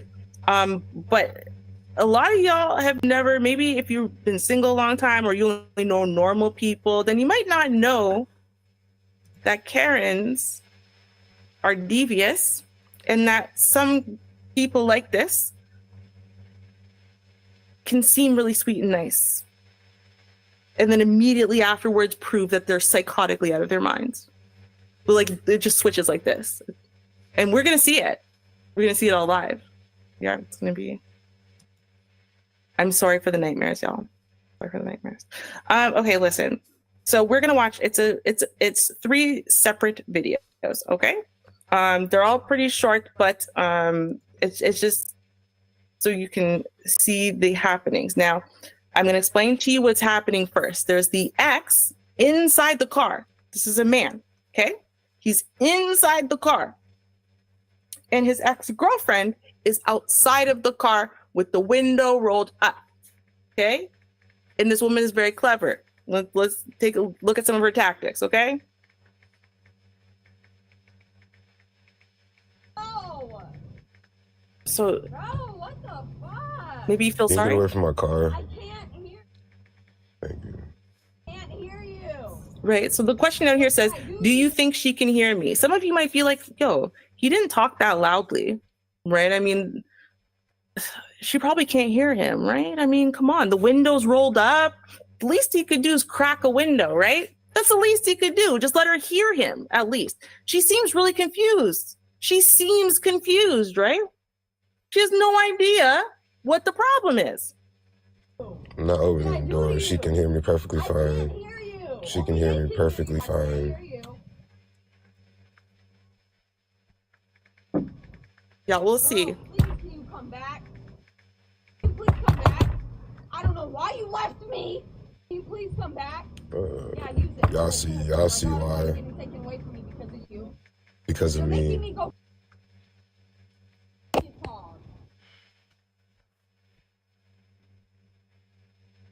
Fuck is.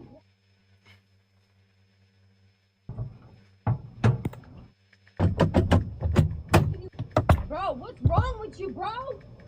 Fuck. What's wrong with you? What did I do? So, y'all believe she doesn't know what she did? No! He's calling the police. Yeah. Bro, what did I do?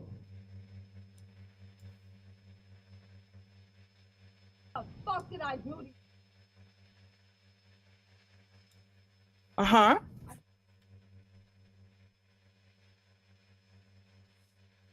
Did you hear that? If you didn't hear that, let me just rewind that little piece so you can hear it. Because see, it's kind of like Victoria's Secret Karen, who now has the whole lawsuit pretending she's innocent.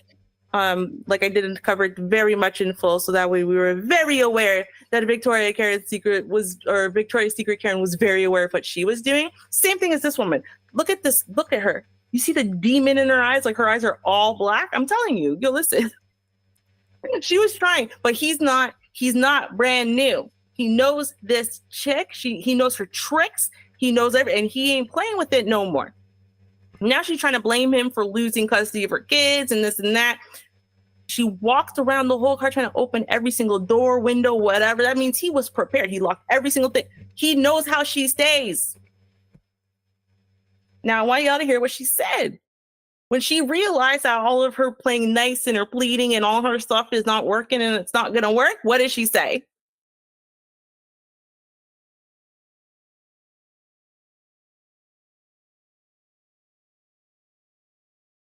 I think I'm going to get you just how you got me. Back.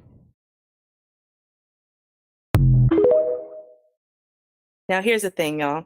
I'm not leaving you here like, oh, well, I don't know. I mean, it's hard to tell at this point. I'm not going to leave you at a point where you don't know. I'm not. I have a couple more videos to show you. So obviously you can see here, this is still at the gas station. Right? Now, remember what I said? Remember what I said? She's like, I have no idea. What did I do? Little bit Miss Innocent me. God, listen, I just want you to crack the window so you can hear me and I can hear you. I just want a conversation. Right? Well, let's see if that's what she wants. Let's see if she deals with things in a normal kind of way. Not because he was stupid enough to open the door, just so we're clear, but because he didn't need to prove this point. Bro. You tripping, bro. Hello. You tripping, bro. Answer me. You tweaking, bro. Answer me. You gonna get the police called. I didn't do anything to you. You gonna get the police called. I can't hear you. Help me. You tripping, bro. I'm finna dip. Cause the police finna come. I can't hear you. I didn't do anything to you. Help me. My baby. Bro, hello. Bro. I'm not waiting. Please. Wait till y'all see the third video. Wait. Stop that. What's wrong with you, bro? Bro, help me. You tripping, bro. Bro, you are making me go so No, I'm not doing nothing, bro. I just left so you didn't call the police on me again. Do you hear what he said? Hold on, I want y'all to hear that again. You are making me go so No, I'm not doing nothing, bro. I just left so you didn't call the police on me again. So she doesn't know what she did. Why won't you come back? Why did you leave her? Blah, blah, blah. So what we know for sure, number one, she smashes her head into windows when she's not getting her way. Number two, we know that she's called the police on him. I wonder if Ruby has any anything on that at all. That we might have some footage of maybe how she acts when she's not at the gas station. I don't know. Maybe do we? Oh, it looks like we do. It looks like we do, y'all. Let's see how on crack Karen, anger management Karen, windshield Karen, depends on who you ask, behaves. Don't blame it on me. You're such a gaslighter. Stop that No, shit, bro. Stop, bro. Because you're gonna try to say that I hit you. Like how you did in the police report. Bro, watch out. Stop trying to. Bro, stop being stupid, bro. You can get your dumb ass shit back, bro. Just clean it up. Just clean it, bro. I heard about the principal that I'm fucking crying and all you've ever done. Bro. Did you see the baby?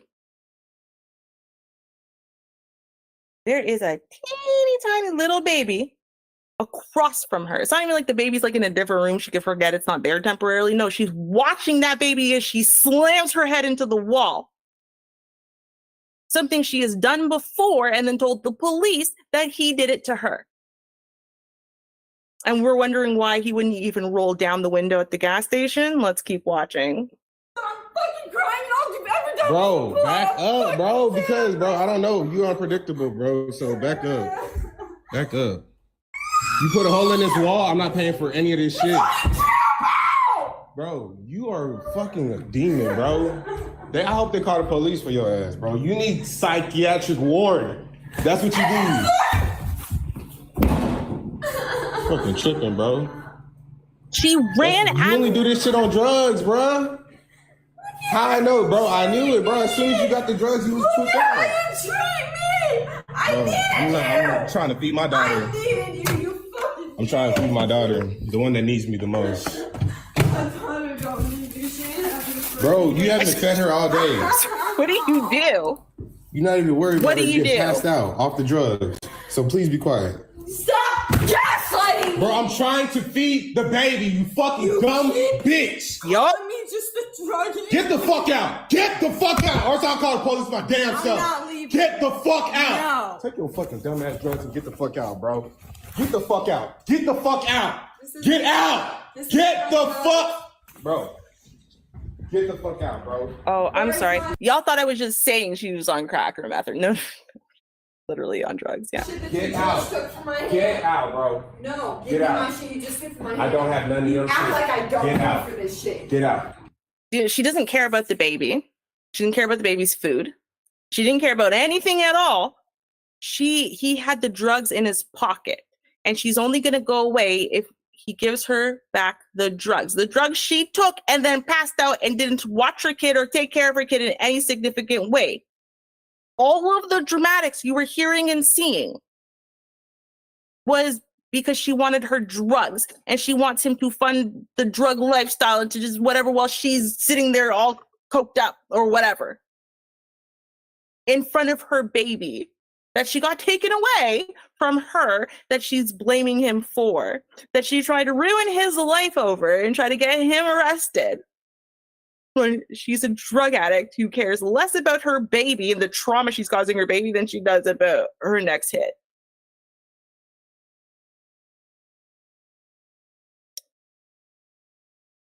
What do you think, Zel? Listen. Let's go back to this. Listen. I said it right here. I did. Just pretend it's a line behind that C. But child services. Yo, come get this woman. Come get this baby to that man. Unless he crazy too, but from what I seen, he more normal. Try to feed her a sandwich. This poor child. Listen, I feel sorry for the child because they got to witness that woman ram her head into the thing. And then probably, most likely said he did it. And they automatically gonna believe her because why not? Like, oh, this white woman got hit and beat up and on drugs, it's his fault. Listen, we always believe it's even in all cases, we always believe it's the man's fault that got the woman on drugs. Whitney Houston's brother said that Whitney got Bobby on drugs. Not the other way around. Whitney Houston's own brother. Now the baby gotta deal with it. Now everybody gonna believe he did something. The whole neighborhood gonna talk about it. He gonna have trouble with jobs. Oh, you got arrested for what? Right? And as just Jay said, right? And then chat, like, the baby's not even crying. That means this woman does this constantly. Like, this is the nightmare that she is, that poor baby has to deal with on a daily, weekly, monthly, I don't even know basis. Like, oh my, bro, that is Karen. That is Karen on drugs. Like, really, this is, y'all listen. Y'all can say whatever you want about the us versus them and the this and that and black women. Listen. I don't know, man. You want to take that risk? Y'all go on ahead. Y'all do that. Listen, my brother out you're here. just picking based on skin color because you think that makes someone special or different or good or submissive or I don't even know what. Good luck. That's what I got to say about that terrible sense of decision making. You know what I mean? Like, goddamn. Ruby, do you know how the fear it takes when your hand get close to something that you don't feel like you need to be by, and that instinct to just move it away quick as you can before it hurts you? She lacked that instinct when she rammed her own head. Like, I'm thinking about ramming my head right here. It's a fear that happens when I think about, because it's like a stop. Like, no, that's stupid. Why you do that? She has none of that. That crackhead took fear away. She will slam her head on a car window with no fear. That is the scariest human being on earth. That means if I shoot her because she got too crazy, she gonna still come until I kill her.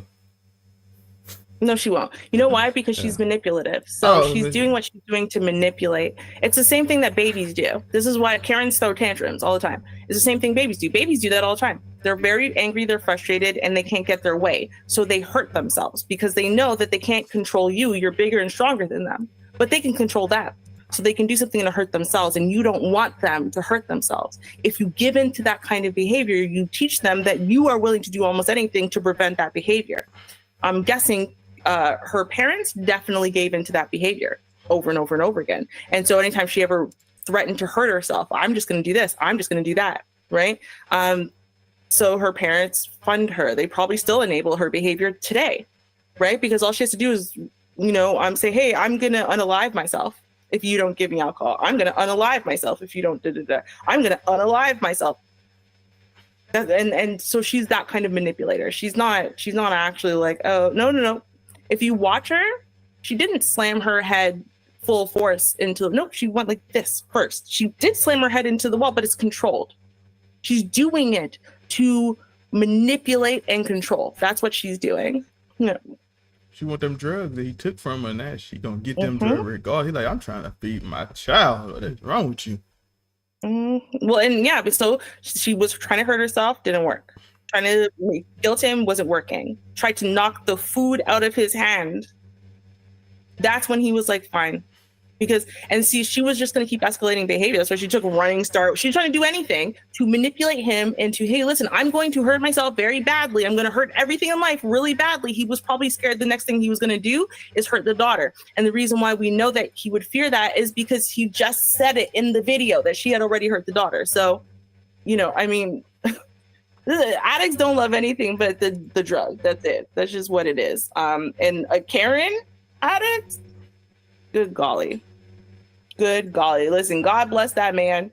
Let us all hope and pray for him. Judge Jay, I'm the same as you. I like to ask details. As Shar says, people don't like to ask or answer questions, but it's true. You need to ask questions sometimes with these types of situations. So you do, man. Hey, and men, be careful. Yeah, if y'all know she hang around strange people.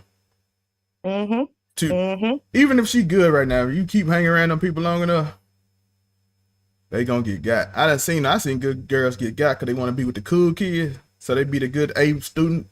They get to college that first year. They been hanging around them bad girls. Them girls gonna convince her, oh, you a square. She gonna do it, and then she gone. And then she then she gone. Then you gotta deal with something you didn't think you had to deal with. So be careful. Know who people around. People get upset when you like, why you gotta ask questions when you dating somebody? It's the purpose of getting to know you. I didn't know who your friends are, what you doing, how they. Hey, I need to know because I wasn't even mad at that stupid list when they said, hey, it was another list that they had that said you should about the credit card. That's why I broke up the credit card last week. Yes, you should know if they have bad spending habits, man or woman. You don't want a situation where your man just buy cars and can't afford it, and then your credit looking bad because he gonna ask you to be a co-signer. You gotta know things, so always try to prepare mentally. Very true. All right, I think that's about it. I think I don't know. You got anything else on the docket? That's it. Good show. All right, well then, y'all listen. I love y'all. You don't got to go home, but you got to get the hell out of here. No, for real. I love y'all. Y'all have been great. Thank you very much for your support. Thank you very much for being here for our first ever live witness interview. Hopefully we'll have more. If y'all know people who are, witnesses to crimes and they want to talk, y'all can just slide our email address over to them. I'll be thatnews@gmail.com. Hey now, hey. Or anything else interview-wise. I'm setting up interviews, actually. So, yeah, it'd be kind of cool. Right? And generally, love y'all. It's been real. Happy birthday. Cheers. Yeah, happy birthday to all those people. That's great for y'all. I need to lie back down. Obviously, I'm like beyond my limit. I'm like, yeah. Let's get Rue out of here. Love y'all. Peace. Cheers, y'all.